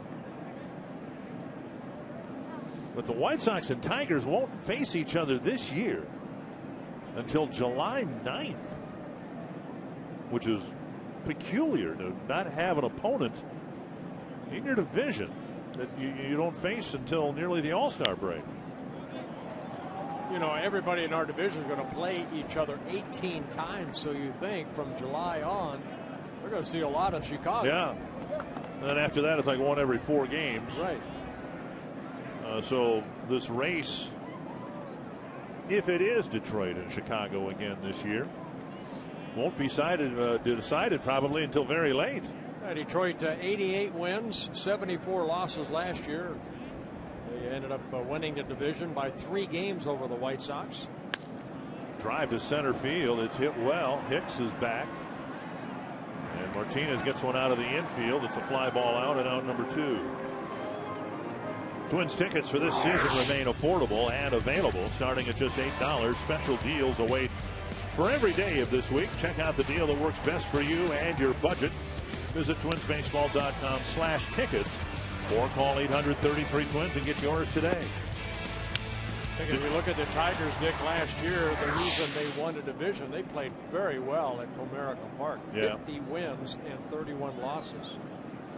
And conversely, the Twins lost 50 at home. Yep, 31 and 50. 1-0 to Andy Dirks.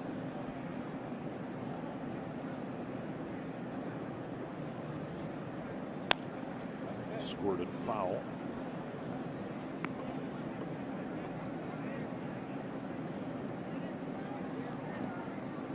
Well, the Central figures to be a little tougher this year. Cleveland's supposed to be improved.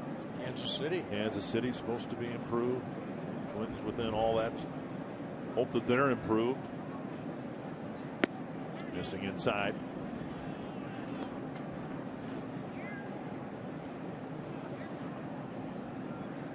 .82 pitches as you see now for Correa. 55 strikes.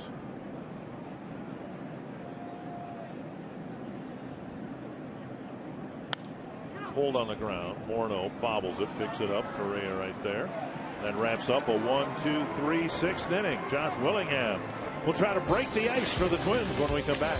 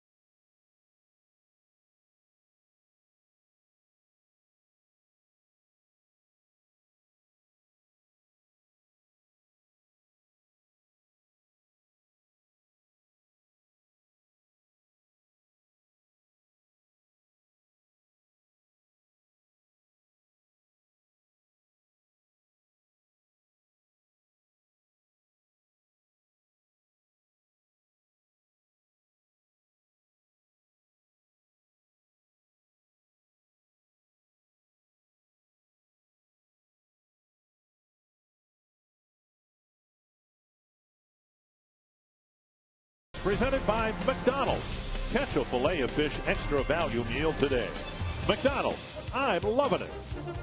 And by Toyota. Let's go places. To find the nearest Toyota dealer and check out our current offers, visit buyatoyota.com. 2-0 Tigers. In the second game of the season. Very happy to launch today a special initiative, Home Runs for Hunger.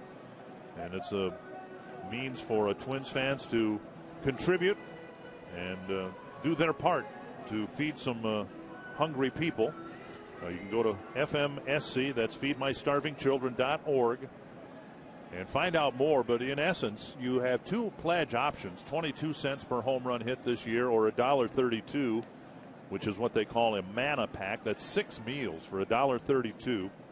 And for every home run hit, you will pledge a certain amount, and up to $25,000. That money will be matched. So the Twins viewers in the upper Midwest have a great opportunity to impact some needy people around the world. I know that's very close to your heart. So. Yeah, it's a nice operation. Willingham at the plate, new Detroit pitchers Darren Downs. And as we said in our pregame show, 92% of all the money contributed, it goes directly into food packs for needy people. Oh, the numbers on Downs right there, 18 relief appearances. He joined the Tigers in July of last year. Made his major league debut in relief right here, in Detroit back on July 3rd. Willingham swings through, strike 2. He's a left-hander, 28 years old.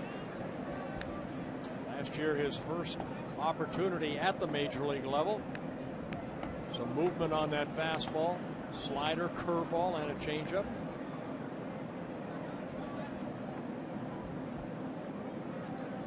One and two to Josh Willingham. Pounded foul. The hope is that the Twins will hit more home runs this year. I think the Twins would be thrilled if Willingham came back this year with 35 more. But with presumably healthier Justin Morneau, more seasoned Trevor Plouffe, Brian Dozier. Tom Bernansky right there, the new hitting coach. That's his job. Yep. Part of it anyway. Missing with a fastball inside. That's his job, to get him mentally ready and physically ready, but it's up to the player to get that certain pitch that he can drive somewhere. Tom, part of the Mount Crushmore quartet. In 1987, the Twins had 3 and nearly had 4 players hit 30 home runs in that wonderful year. Kirby Puckett, I think, finished with 28. Willingham on an off-speed pitch strikes out, 1 down. A good changeup right there, and Downs, first batter he faces, gets a strikeout. Today's Cold Hard Fact brought to you by Frost Brewed Coors Light. This season, Justin Morneau will be looking to move up an impressive list of Twins all-time leaders in home runs hit. 3 behind Kirby Puckett. You'd like to think that he'll be able to pass Misters Puckett, Allison, and Oliva. Breaking ball clips the inside corner. Morneau's reached twice, a walk and a single.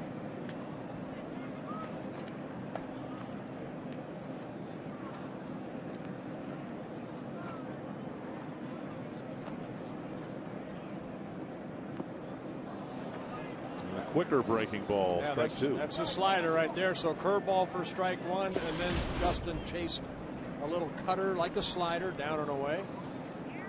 Downs originally signed by the Cubs back in 2003. Born in Southfield, Michigan, not too far from downtown Detroit. 1 and 2. And Twins fans are probably thinking, oh, not another left-handed reliever named Downs. Twins didn't do anything against Scott Downs, whatever team he pitched for. And now the Tigers have a Darren Downs.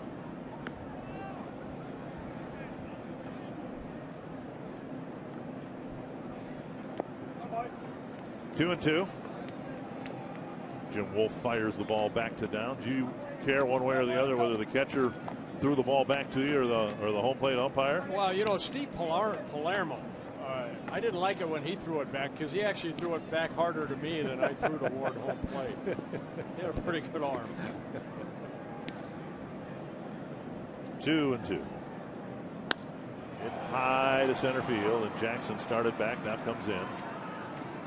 2 down. I kind of liked it when Ken Kaiser would just kind of flip it to you. On 2 hops. Yeah. Sometimes he'd roll it out to you. Well, here's Ryan Delmott. The Tigers won the game on Monday because their bullpen was awfully good. And a number of guys shut down the Twins in the last 4 innings. And now Jim Leyland using, he hopes, the same script here in the second game of the year.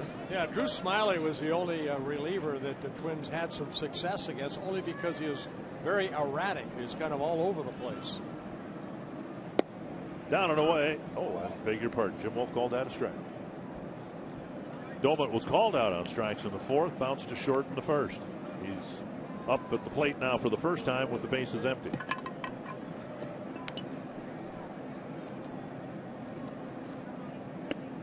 Breaking ball missing, 1-1.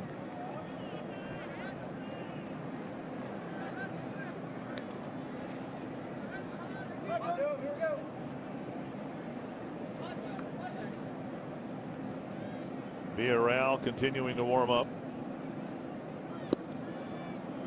1-2. Boy, good change up there. Had some movement down and away.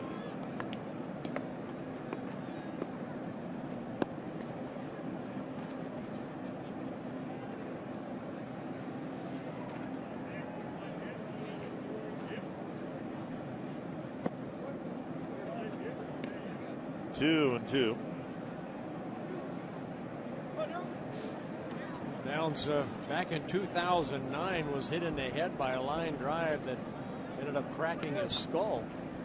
He had brain swelling. Been able to recover from that. And a breaking ball gets a swing and a miss, and he comes out of the pen and puts down the Twins 3, 4, and 5 batters quickly.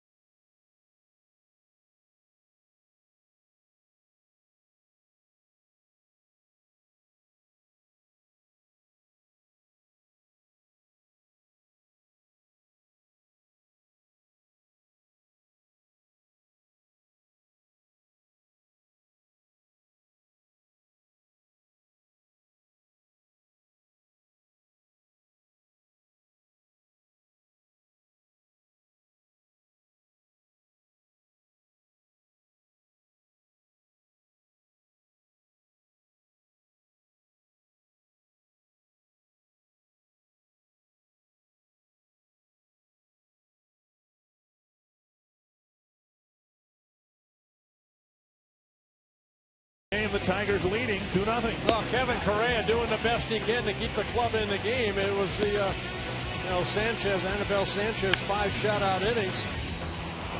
A couple runs batted in by Miguel Cabrera, Triple Crown winner last year. You give him the opportunity, he's delivered here this afternoon.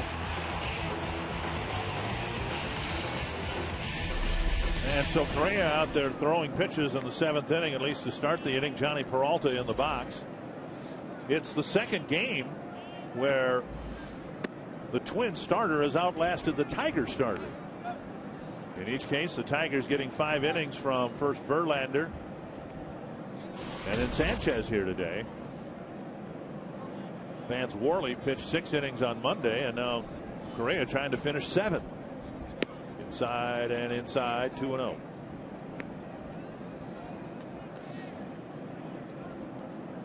Well, Correa, good pitch count, 85 pitches, 6 very good innings. He has given up 6 hits.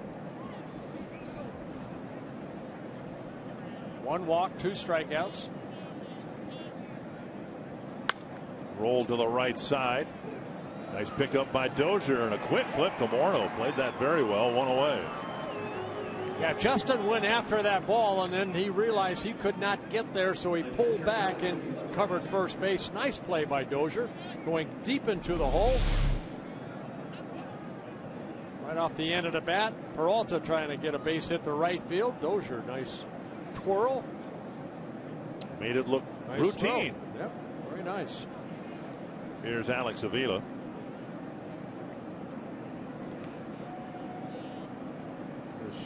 Didn't hurry anything. Planted. Sidearm flip. 1 down, and Avila takes ball 1. Coming into this inning, the Twins have pitched a total of 15 innings. And there have been 6 1-2-3 innings. Now, I threw all my score sheets out from last year, so I'd have to check somehow, but I don't think we had 6 1-2-3 innings all last year, did we? Tapped foul. Correa's had 3 so far, the 2nd, the 4th, and the 6th inning. still under 90 pitches. So depending on what happens here on the bottom of the Tiger order in this 7th inning, it's conceivable he might be able to go beyond the 7th inning. 1-1.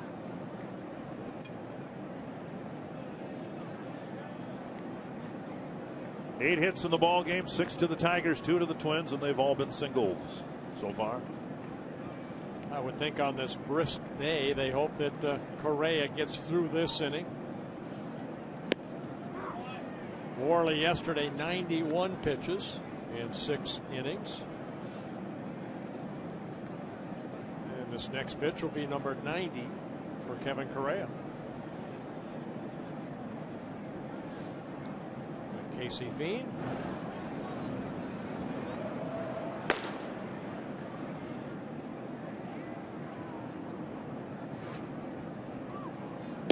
Breaking ball missing, 2-2. Well, you hear that sound out there and you think, hey, bring him in. He must be throwing 120 miles per hour with that concrete block out there.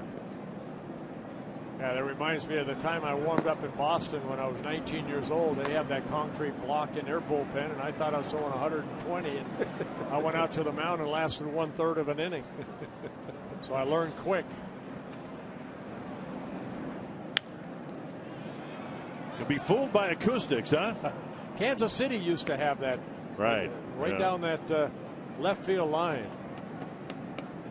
Nothing but cement. Boy, you're popping that glove. You're thinking you have great stuff. And then you walk out and the hitters tell you, no, you don't. Sound like rifle shots out there in the bullpen. 2-2.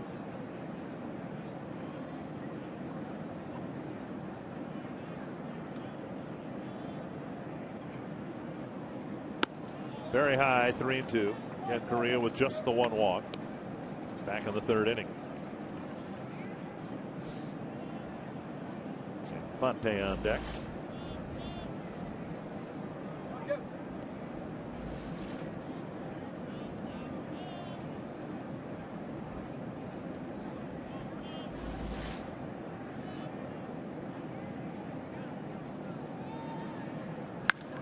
A rocket up the middle. One of the hardest hit balls of the afternoon against Kevin Correa. Sharp single with 1 out in the 7th. Fans, you can get into the game on Fox Sports North and talk baseball. You can submit a question online at carsoup.com/baseball. Ted in Bloomington wondering who are some American League teams we see with the potential to surprise people in baseball this year. Well, I think we mentioned the Kansas City Royals had a great spring. That's one club that you know, there might be a surprise in the American League Central Division. Say that, and you tend to put it in the context of teams doing well than you would expect. I'll go the other way. I think the Yankees have a chance to be surprisingly bad. I really do. So many injuries, you know, and they're getting older. All those guys that have the injuries, the Rodriguez's and the Jeters, and even Teixeira, he could be out a long time this year. They're going to miss those bats. Curtis Granderson out for maybe till the end of May. Now Correa snags it. Florimon rifles his throw, safe at first. Twins had this happen a couple of times on Monday. Double plays that could have been turned, but weren't. And here Infante beats it out and reaches on a fielder's choice. Well, Correa goes to his left right here, and then the throw to Florimon, and then the return throw. Infante just beat it out. And like to, as a pitcher, you'd like to put a little bit more on it to get it to that shortstop that's covering. It's out, wasn't it? It's out. Yep. Yep. So that means a runner's aboard with 2 out, and here's Jackson. When the Tigers have given the Twins an extra out, they haven't taken advantage of it. A few opportunities the Twins have had to score in this series. The Tigers again in today's game getting some 2-out hits to open up a 2-0 lead.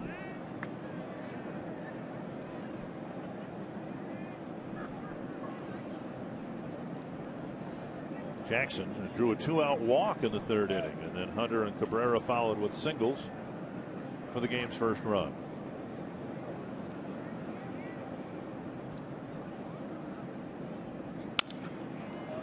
Dozier gets in front of it and ends the inning. Another good inning for Kevin Correa. Just 2 runs allowed through 7 innings.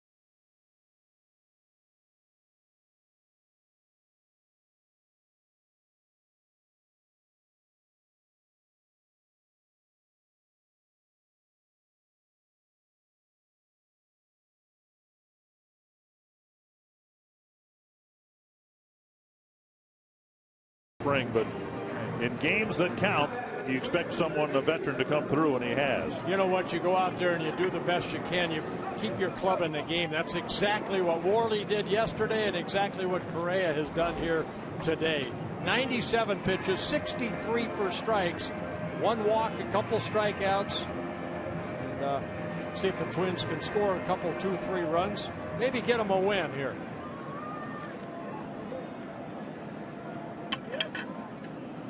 Trevor Plouffe will lead things off against Darren Downs. Downs starting his second inning of relief of Anibal Sanchez, who worked the first 5 innings of shutout baseball. Ball 1. Plouffe going down on strikes in the second, reaching in a fielder's choice in the fourth. Tigers had a chance to turn a double play in the fourth, but did not. The Twins could not take advantage. That's the best chance the Twins have had in the fourth. Willingham started the inning with a walk. Morrow followed with a single and a strikeout, fielder's choice strikeout, and Sanchez was out of the inning. 2-0 to Trevor Plouffe.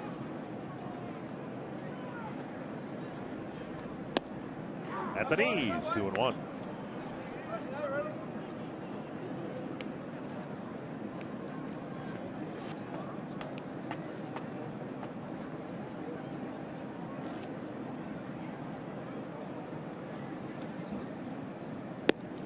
Three and 1.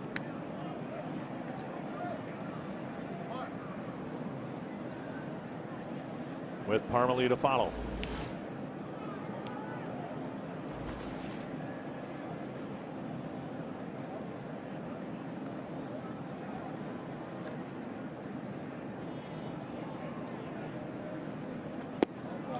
And Trevor Plouffe takes a leadoff walk here in the 7th.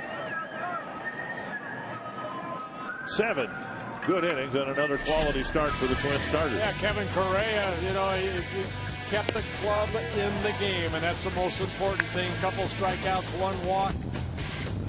He had 3 1-2-3 innings. Gave up 7 hits, all of them singles.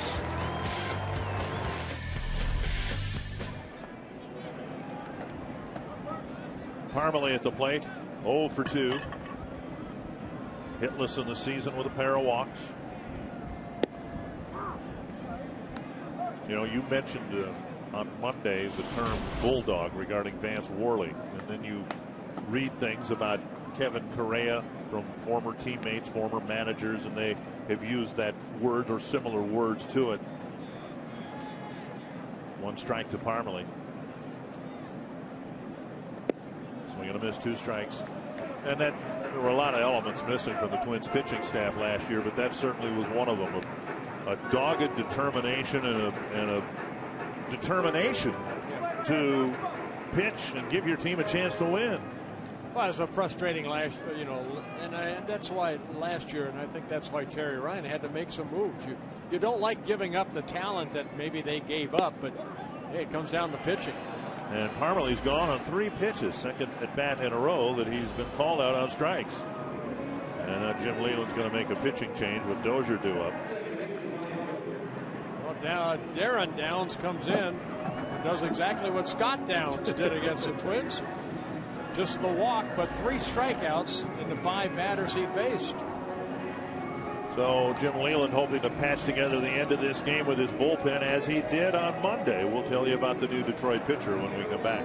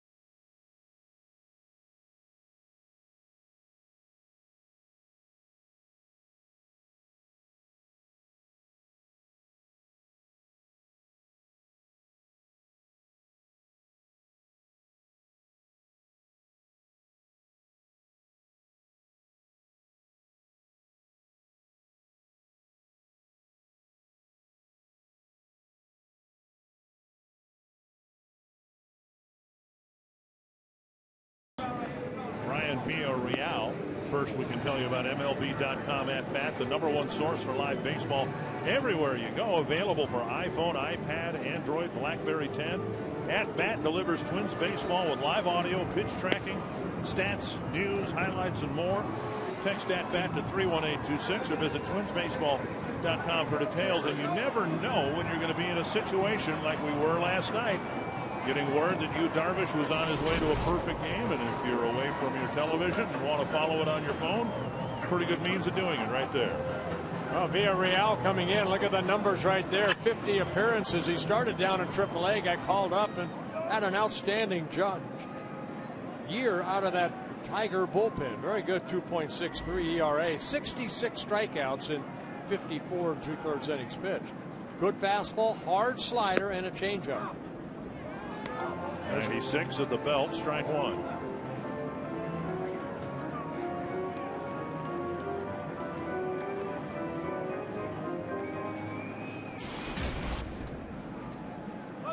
Dozier 0 for 5 on the season. Has walked once.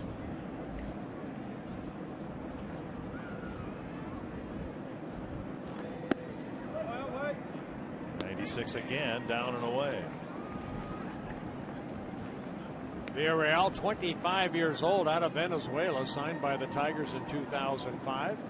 This is his 3rd season working out of that Tiger bullpen.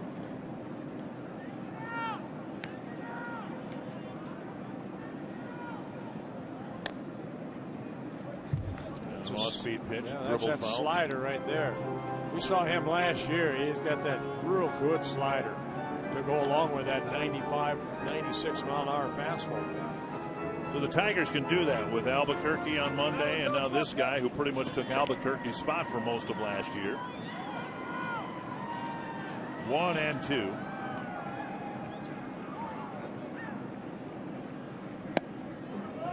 2-2. Florimone on deck. Twins hoping to string a few things together here. It's really been the difference between Monday's game and today's game so far. The Tigers have done enough of it, and the Twins haven't.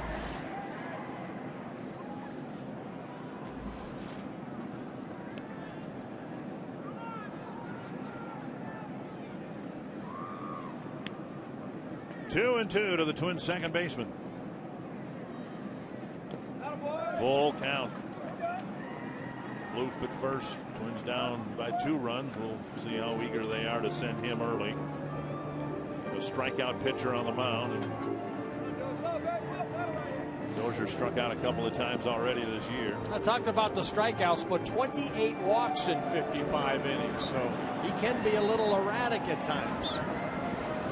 See how disciplined Dozier can be on this 3-2 pitch.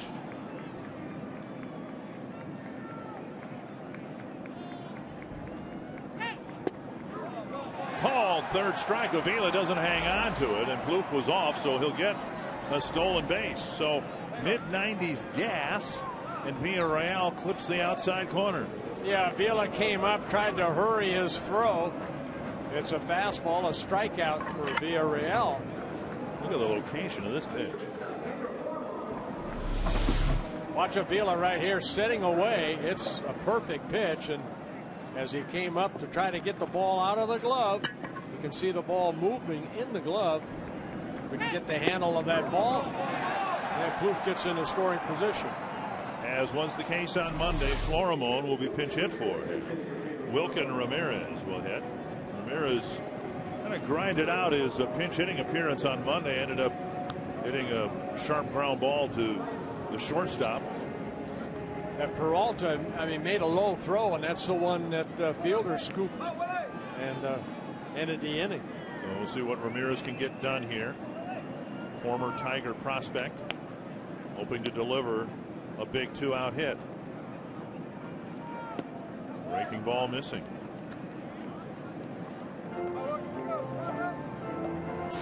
And Ramirez, to the surprise of just about everyone, made the team. Up with the Tigers briefly in 2009. 11 at bats, a triple and a home run. Also came up with the Braves in 2011. Fastball at the knees. Young man, 27 years old, spent 10 seasons in the minor leagues. On an opening day roster for the first time out of the Dominican Republic.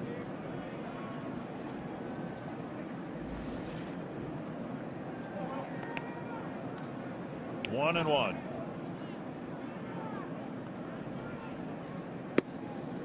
Power against power, and every fastball has been 95 or better from Villarreal. Yeah, Ramirez about the only one off the Twins bench that has some pop in his bat that maybe can drive the ball out of the ballpark. Of course, you have Jamie Carroll and Escobar and Mastroianni. 130 minor league home runs. Ramirez. 1-2 to Wilkin Ramirez. That's skewed over the bag. It's a pinch hit and an RBI hit for Ramirez. A double, and it's a 2-1 ball game.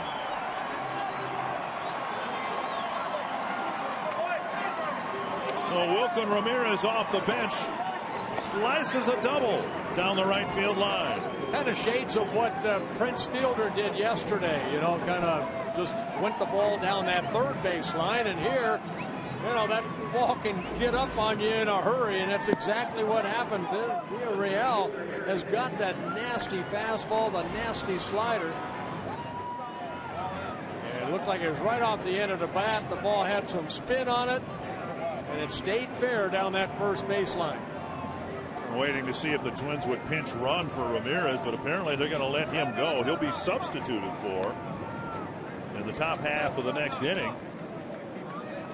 And Hicks now will try to back up Ramirez's 2-out hit with one of his own, maybe get the game tied up. Be a good place to get your first major league hit right here. Aaron Hicks. Strike one. So what we're seeing here is one of the differences between having Ramirez in this role or Jim Thome. Jim Thome would certainly be pinch run for here if he were with the Twins, but Ramirez runs well enough that they'll leave him on the bases in the hopes that Hicks can bring him around to score.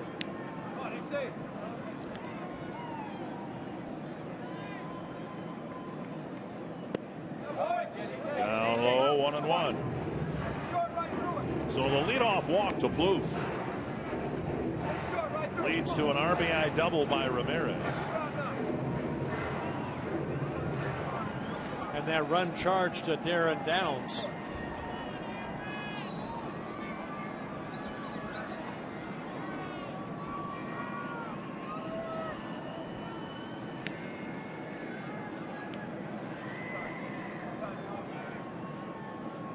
Up and away, 2-1. This is a situation where by moving Mauer up in the batting order, this should benefit Hicks rather than having Dozier or anybody else. The last thing the Tigers want here is to have to face Mauer. So the count's 2-1, and Hicks should get something to hit here. Correa is still the pitcher of record.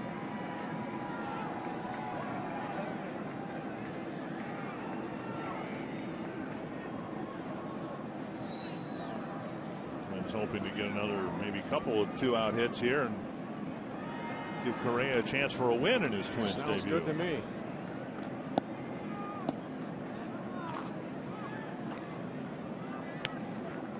Two and one to Aaron Hicks. 3-1. Oh, he missed with another fastball at 95.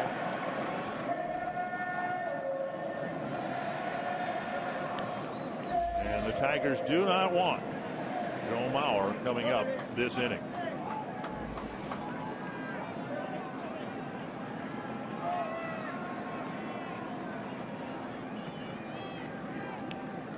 Three and one to Hicks. Checked his swing. A called strike fills the count. Pitch was called a strike, I believe. It looked from up here like Hicks checked his swing. Yeah, fastball away.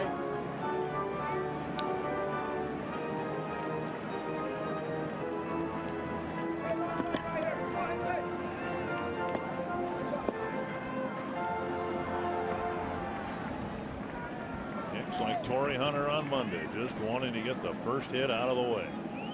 This would be a good spot for him. Yes, it would. High fastball gets him. He chases and strikes out, leaving Ramirez at second. But the Twins cut the Tiger lead in half. It's a 2-1 ball game as we head to the 8th.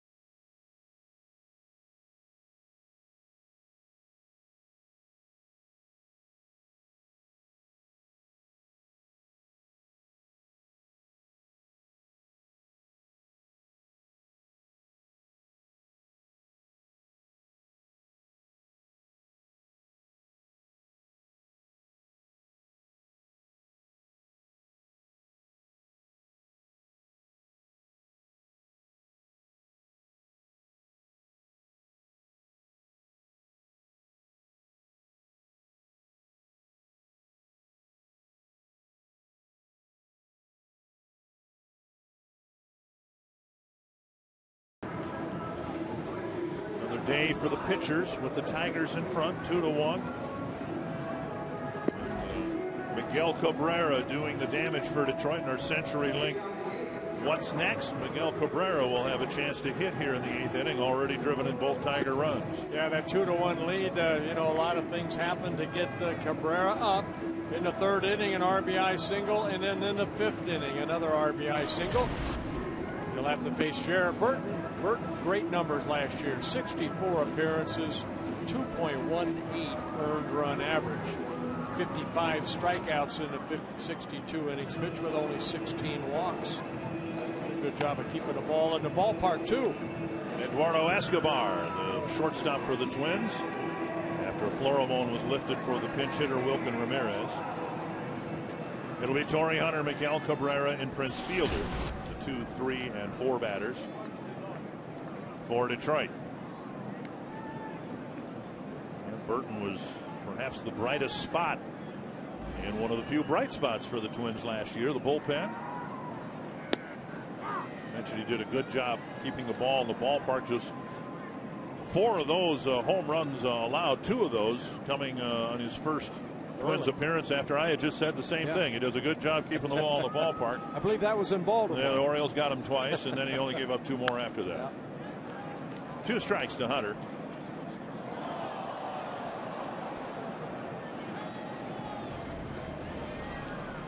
After we leave the air, the Timberwolves will be on television. After they leave the air, the Wild will be on television. And I don't know this, but it's entirely possible. After the Wild game tonight, maybe a replay of the Twins game. You can keep cycling these things until our noon game tomorrow. There's that changeup right there. I remember Burton last year. We were calling that baby a splitter, but it's a circle changeup that has a lot of movement. 1-2 to Hunter.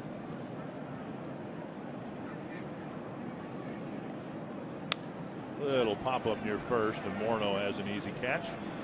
In foul ground, 1 away.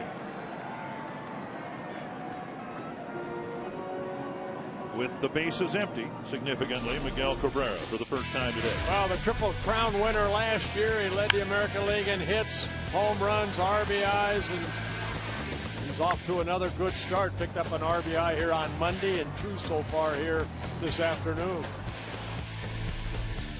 In his 6th year with the Tigers, he's driven in more than 100 runs in all 5 prior years. He is what the Tigers had hoped he would be when they got him. Ball 1. And in fact, position-wise, he is what they hoped he would be when they got him, a third baseman. Let's not discount the fact that he pretty much raised his hand. There's a high fly to center field. The wind taking it toward the gap. Hicks waiting a long time making the catch. Cabrera raised his hand when they approached him last year. Said, hey, look, we might bring in Prince Fielder here, but we need him to play first. Can you go back over to third? And, he dropped the weight, got himself in shape, and did an okay job over there. Yes, he did. 2 down. And that'll bring up Fielder.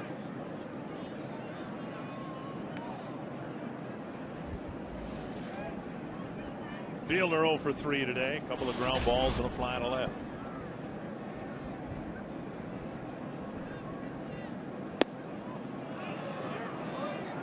I talked with Josh Willingham before the game today, talking about Monday's game, and again figuring we'd talk about cold weather, and we instead spent most of the time talking about this, how with the 3 o'clock start time this time of the year, left field is a terrible sun field. You just saw him take the sunglasses from his cap and put them on. That didn't help. And the only thing that really helps with the eye black and everything else is actually sticking your hand out and trying to shield your eyes from the sun. Yeah, you can always tell by the shadow of that player, and you see the shadow almost directly behind Willingham. So yeah, it's a bear playing left field right now. Foul back, 1-2. You look in as we pull back a little bit. There's that shadow of Josh Willingham almost right behind him. And of course, you're trying to find the baseball, the flight off the bat.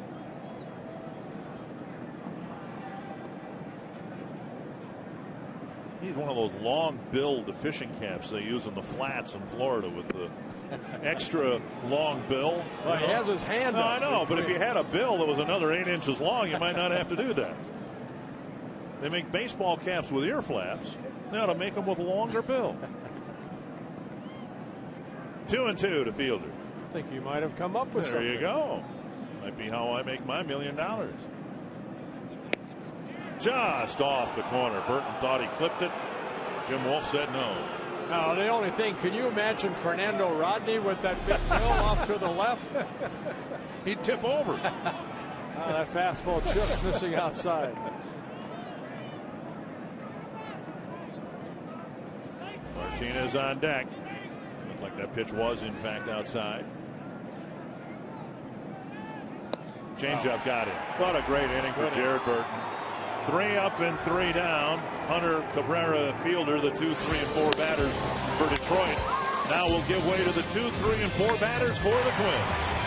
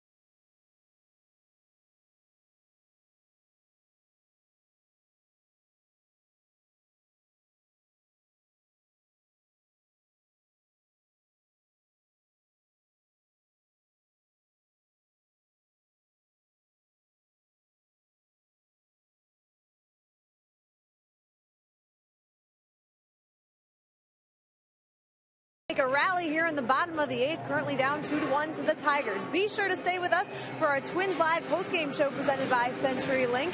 We'll talk about another quality start for a new Twins pitcher. We'll also talk about Torrey Hunter haunting his old team and take a look at a busy day on Fox Sports North. This game, of course, followed by the Timberwolves and late night edition of the Minnesota Wild hockey team. Guys, back to you. Well, thank you, Jamie. Tigers hanging on to a 2-1 lead, and Jim Leyland late in the game turning the 8th inning over to the guy he turned the 8th inning over to yesterday, Joaquin Benoit. Yeah, Benoit on Monday, he actually came into the 7th inning, picked up a couple strikeouts to get out of that inning, and then pitched the 8th. But he ended up throwing 19 pitches. He had a walk and a strikeout in an inning and a third. Benoit, those are his numbers from last year. A very good 8th inning, 7th inning type setup guy. In his 3rd season with the Tigers. Good fastball, outstanding changeup, and he'll mix in a hard slider. Bauer, Willingham, and Morneau to face him here in the 8th inning.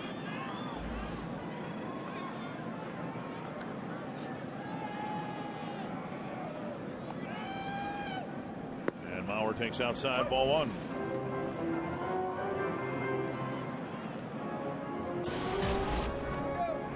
Joe on the day 0 for 3 against Hannibal Sanchez.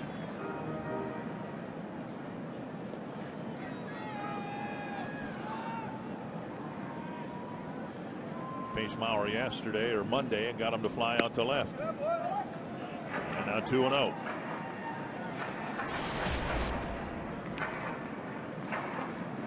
Mauer was the last out of the 8th inning on Monday, and then Benoit was left in to get Willingham to start the 9th.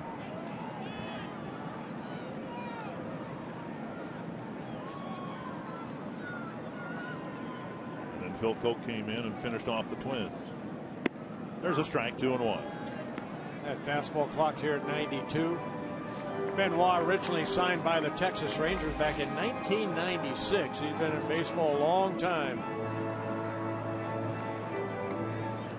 Kind of put it all together in 2010 when he pitched for the Tampa Bay Rays.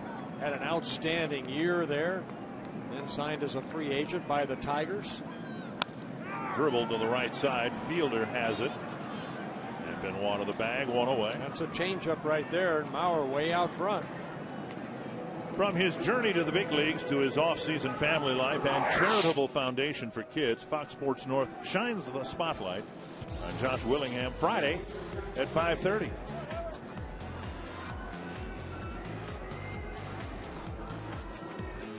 Willingham, a former catcher. 0 for 2 with a walk today. Team leader in home runs last night, looking for his first. And as we said on Monday, Benoit gave up an awful lot of home runs last year for someone who was a relief pitcher. 14. On the outside corner. Willingham hit the ball hard in the first inning, lining out to Jackson. Walked in the fourth, struck out swinging in the sixth.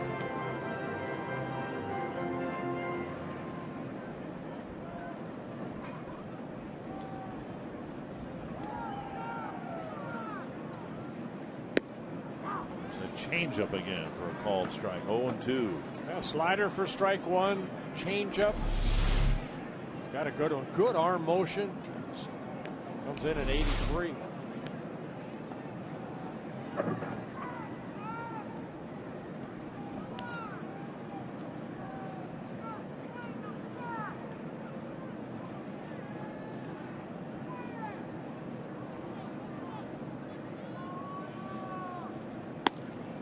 Benoit probably exhibit G for relief pitchers who had a tough time putting it all together until they worked with Jim Hickey in St. Petersburg. They've had great success. He's almost a Dave Duncan in the American League. Duncan, of course, not with the Cardinals this year. But what a great job he did with so many guys to just try to reform themselves. High and tight, 2-2.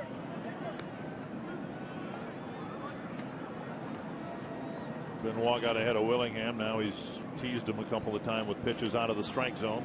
You look at Benoit's record in Texas. He actually in 2007 had a pretty good year, but then he had the shoulder surgery in 2009 and kind of set him back, and he reemerged the next year with the Rays. Lifted foul over the Twins dugout. 35 years old. In his 11th major league season. Joaquin Benoit. And a happy camper. Souvenir, take home. With an excuse to his teacher tomorrow. I was sick on Wednesday and I went to the ball game.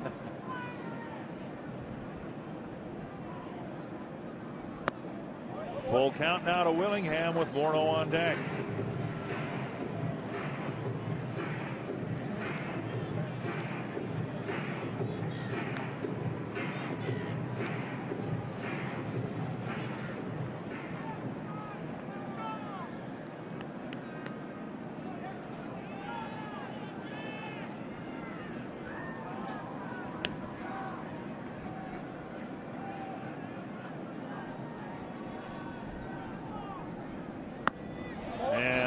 He got him 0-2 and ended up losing him to a base on balls. Time now to give you an updated look at the results to our AT&T Twitter poll. We asked you today, how many home runs will Justin Morneau end with this season? And 60% of you are saying more than 30. Well, if he's going to hit more than 30, be a good way to start right here. He needs to hit the first one first.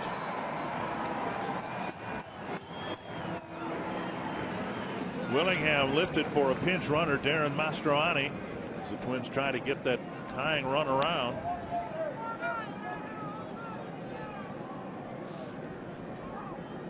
Fouled back on a home run swing. Yeah, that was a swing right there. He just missed it.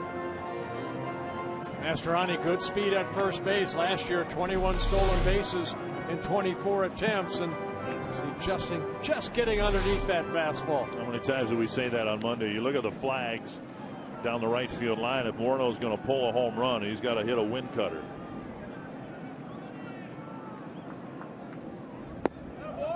One and one. How many times did you point that out in a couple of Aaron Hicks at bats against Verlander? He got his pitch to hit, but missed it. Yeah, early on, the Twins have had some pitches to maybe drive somewhere.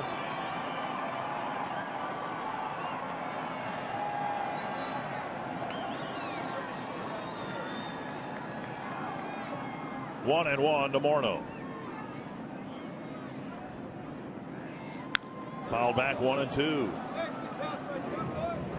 And another fastball that had enough of the plate, and Justin fouled it back. Mastroianni, speedy runner at first. He'd been slowed by a sore left ankle. He fouled the ball off the ankle late in spring training, and in collapsing actually sprained his left ankle. But he's ready to go, and he hopes to open it up here, leaving first base on a Morneau hit.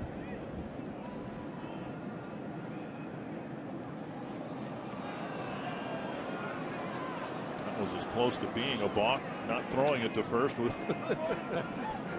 he turned, and that was really a good changeup over the field.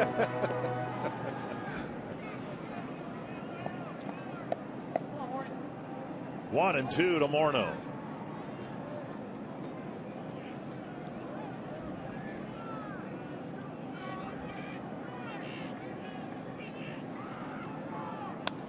Dribbled to the right side. Fielder with a nice snag, and he'll go to the bag. Mastroianni goes to second.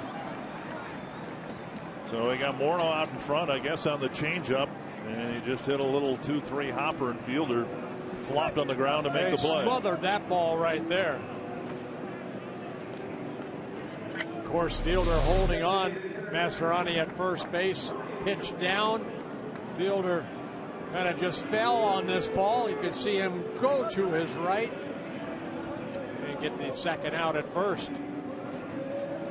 Domet drove in a run in yesterday's game with a single. We'll hope to do it again here in the 8th inning. Now, Jeff Jones, the pitching coach, has come out of the dugout, and he's going to go to Benoit. And the discussion might be, hey, look, first base is open. You got a veteran hitter at the plate, a left-handed hitter, and Trevor Plouffe, a less experienced right-handed hitter on deck. Plus, it's his birthday, and he doesn't have a hit yet on his birthday. So we'll see what Jeff Jones' message is to Benoit. Trevor Plouffe in the on-deck circle. Domet 1 for 4 against Benoit, and the one hit was a home run.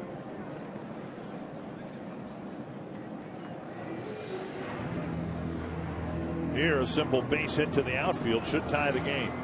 Well, Benoit came into the ball game on Monday in the 7th inning and gave up an RBI single to Ryan Domet. So maybe that's the discussion.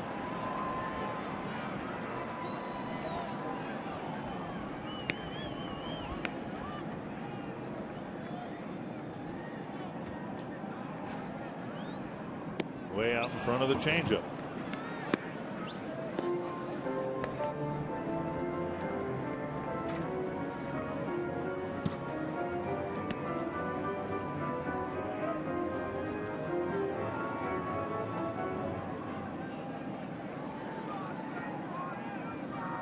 Mastroianni at second with 2 down.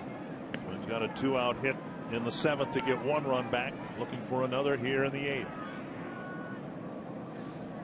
Grounder hit right at the second baseman Infante. And the Twins take a walk at the tying run into scoring position, but again can't get the clutch hit when they need it.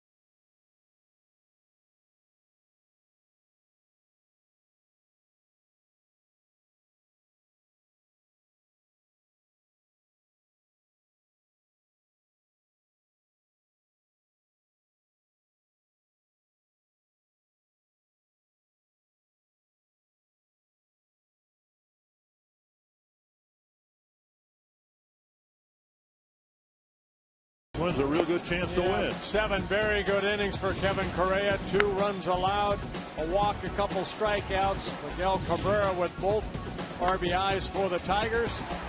Ramirez pinch hitting. He ended up getting an RBI double and make it a 2-1 ball game. I want to correct myself. It was Albuquerque that Ryan Doman got the base hit off of here Monday, and he did not face Benoit. So Benoit does come in and pitches a shutout inning against the Twins.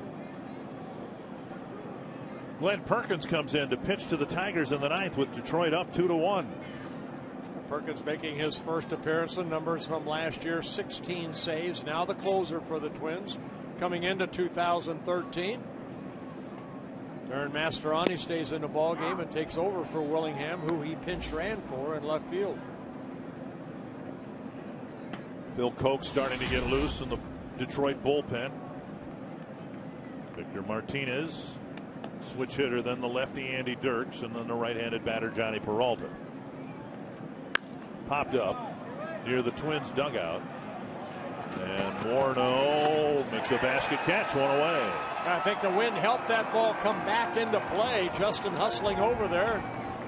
The ball kind of drifted back toward that camera well. Justin able to get the first out. And Jamie Hirsch wanted no part of that. She looked just like Robbie did. Hide.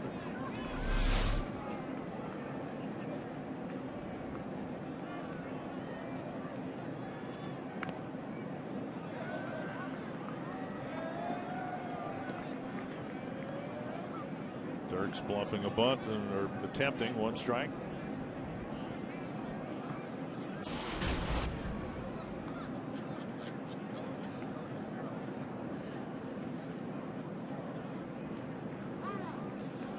And time called.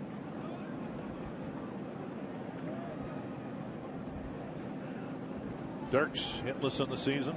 Drew a walk yesterday. Excuse me, Monday. Now you got me doing it. I started it. You're going to finish it. Well, we're in a stretch starting today with 8 games in 8 days, so we won't have that problem with the day off in between games. There's Koch warming up, 2 strikes, and Dirks strike 3, and Bauer has to complete the strikeout.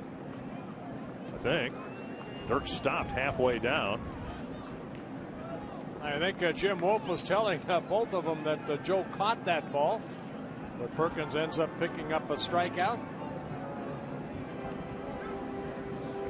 Caught it in the air, and after the experience in the playoff game between the Angels and the White Sox a few years ago, maybe nobody takes any chances anymore. Here's Peralta. 2 outs, 5 pitches. A swinging foul strike on a foul ball. 1 strike.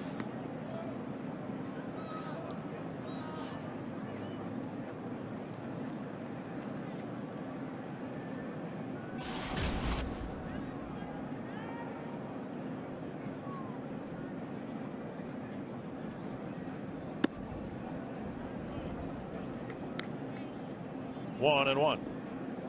Twins are due to have up Plouffe, Parmalee, Dozier. Not much the Twins can do with their bench. Only one bench player remaining, and that's Jamie Carroll. Up high. 2-1.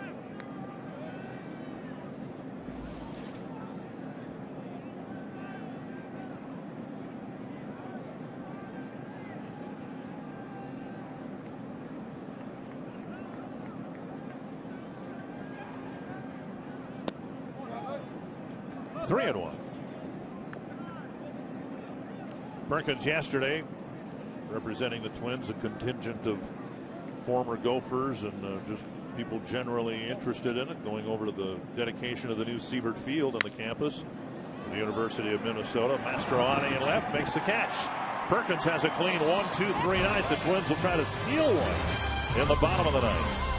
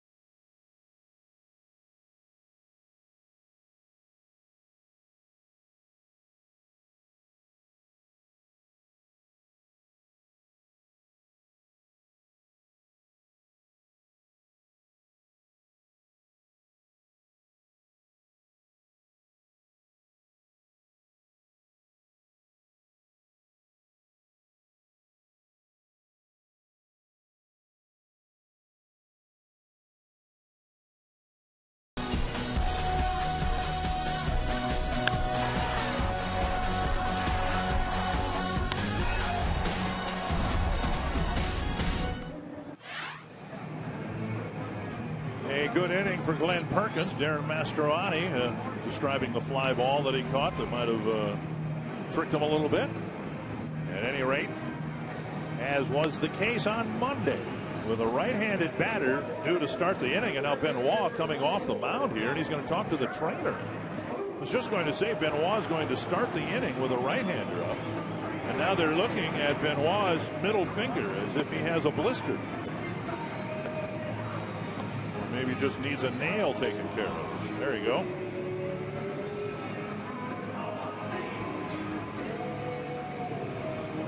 That's just going to trim his nail a little bit. And again, you never had that problem because you chewed yours, right? Bite my nails, yes. So, apparently what we were starting to say still holds true. Phil Koch, who, until it's proven otherwise, is the Tiger closer. But he really has struggled against right-handed batters. So Koch is going to sit in the bullpen until there's a left-handed batter, and that would be the second batter, Chris Parmelee. Yeah, on Monday, Benoit faced Josh Willingham. Got Josh to pop up on the first pitch to Avila, and then Koch came in and got the final 2 outs. Benoit, who threw 17 pitches in the 8th inning, starts the 9th. Plouffe walked and scored in the 7th. Up high, ball 1.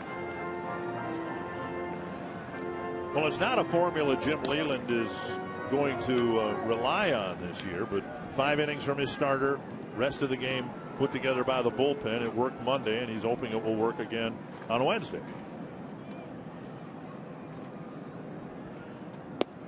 At the knees, 1-1. Plouffe, Parmelee, and then Dozier. And as we said, the number 9 batter, Escobar, is due up, and the only option for Ron Gardenhire is Jamie Carroll.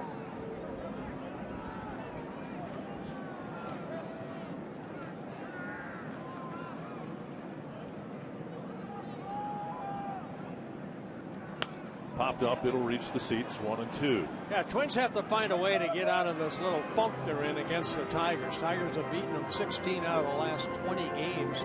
These two teams have faced each other here at Target Field.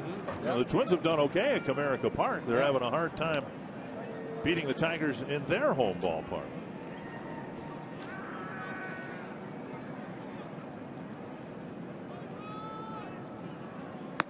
Up and away, 2-2.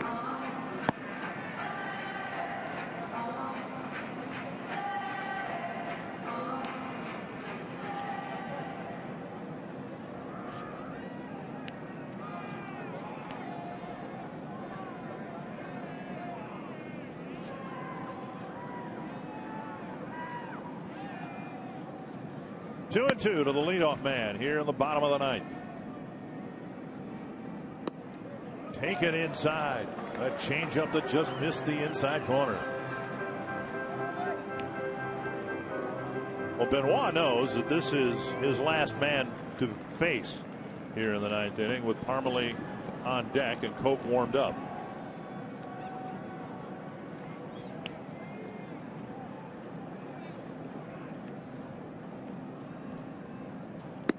And a leadoff walk here in the 9th.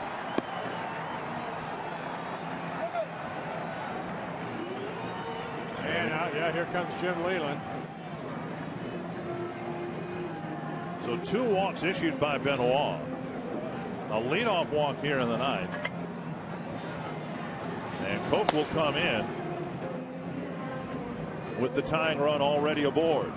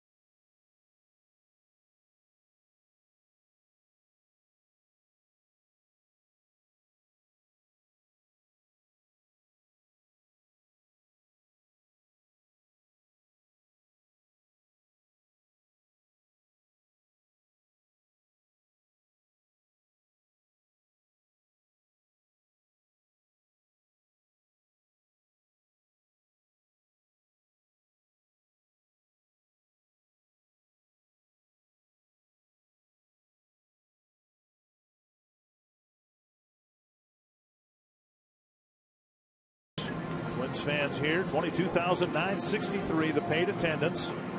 The Twins have not had a lead yet this year, and they hope to win the ball game.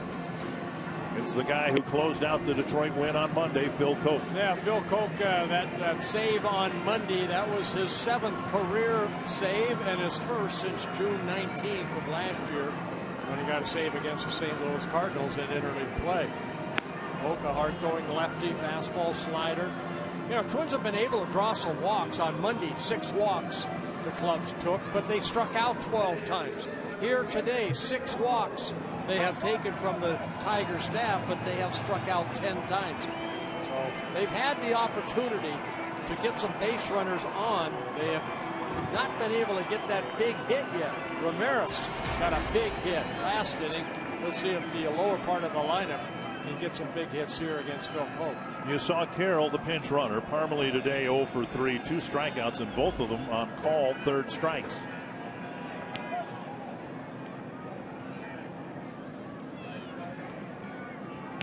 So Carroll aboard, and nobody out. A high fly to right center field. Hunter comes in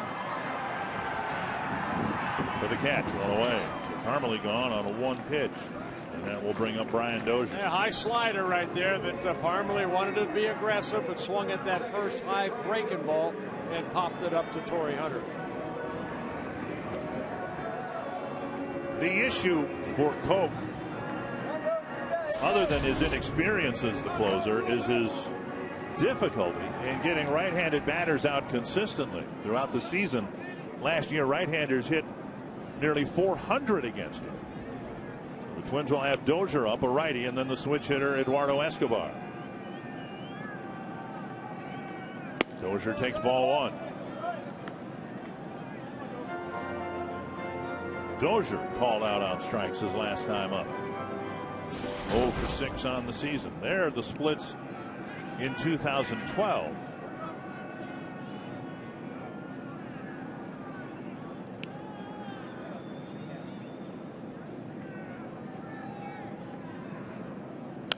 Fouled back, 1-1. And the Twins have depleted their bench here this afternoon, starting with the pinch hitting appearance by Ramirez in the 7th inning. Pinch running appearance in the 8th inning, and now a pinch running appearance in the 9th. Twins going through the bottom of their batting order, hoping somebody can deliver a big hit.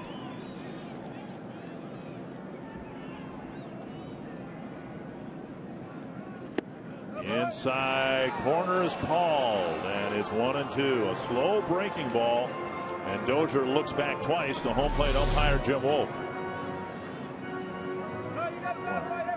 Even though Avila caught it low and in, it's where it crosses the plate and looked like it had the inner half of the plate. 1-2 to Dozier.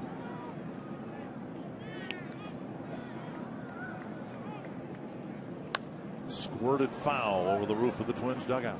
Tried it again. That breaking ball. This time Dozier fouled it off.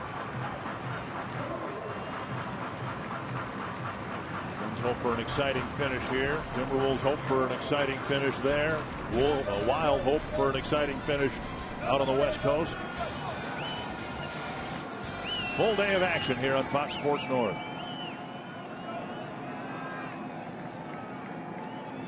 One and two to Dozier. To right center field. Down for a hit. Carroll around second. He'll gain third base. And the tying run 90 feet away. Well, it looked like Dozier fought off a fastball and hit it into right center. And Jamie Carroll pinch running for Trevor Plouffe. Got a good read and made it over to third. High fastball. And Dozier hits it softly in front of Torrey Hunter. And Carroll, you can see, got a good read, and he scoots over to third. Twins only have 4 hits here this afternoon. 2 of them from the 9th spot in the batting order. from 2 different hitters, and now a third batter will try to pick up a hit out of the 9-hole. It's Eduardo Escobar. Tiger infield shortening up, hoping for a game-ending double play. A high fly to center field.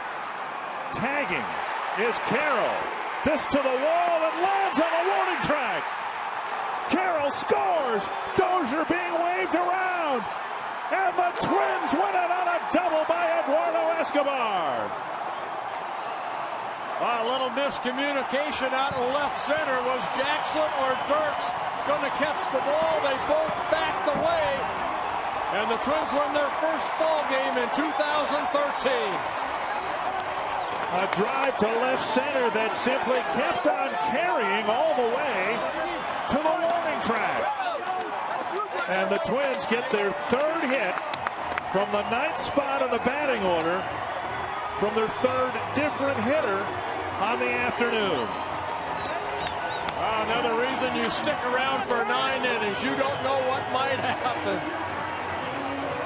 Escobar with a high fly ball, looked like it was going to be caught, and both outfielders kind of looked at each other and said, I got it, you take it. At the last second, it fell in. Carroll scored, and Dozier scores all the way from first. So Eduardo Escobar, in his first opening series with the Twins, comes up with one of the biggest hits in this ballpark's history. A walk-off double in his first plate appearance of the ball game. And Ron Gardenhire, who said he wanted to have a better bench than he's had the last couple of years, really maneuvered what he had effectively in this ball game here today. And Jamie Hirsch is with Eduardo Escobar, the hitting hero, will put the Twins in the win column. Jamie? Yes, that's right. Here I am with Eduardo Escobar. How did that feel coming off the bat? ¿Cómo te sientes venido a la banca? Bueno, como siempre he dicho, siempre tengo que estar ready ahí para disponer para el mano en cualquier situación para salir a hacer trabajo, pues. He was ready earlier today, being ready, getting ready to his 5th inning to this situation, and he's happy right now. You got a big win against the league champions. It's got to feel good here at Target Field. Que tuvieron un buen juego aquí en los Detroit con un equipo que fue a la Serie Mundial. ¿Cómo te sientes? Bueno, mira, bastante contento, ¿verdad? No me paraba, solamente vi que había hombre en tercera y primero, y yo sé, bueno, iba a hacer contacto nada más, tratar de llevarla lejos y bueno, gracias a Dios pude conectar a lejos. He is trying to put the ball in play and score the tie run, and then God helped him to put a good swing and went all the way wide, and we got the winning run too. All right, congratulations, Eduardo Escobar with a walk-off RBI. Back to you guys. Wilkin Ramirez has been such an asset to some of the Latin ball players, and we, I guess, enlisted him to help us out here doing a post-game interview with Eduardo Escobar, and it was Ramirez who got a big hit. I was just going to say, it was Ramirez that got the big hit to put the Twins on the board in the 7th inning with the RBI double. And here, Escobar, you can see Jackson and Dirks kind of let that ball fall. Carroll scores the tying run.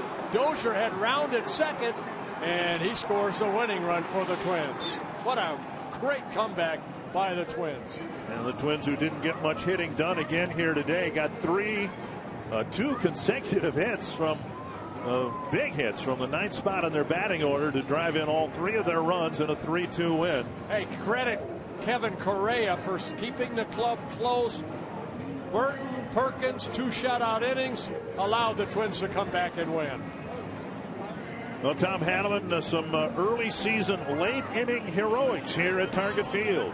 Dick, in any language, Escobar delivers the big hit that the Twins have been lacking in their opening 2 games. The Twins come through, they get their first lead, and they win it here at home against the Tigers. Twins Live is coming up next. We'll break it all down.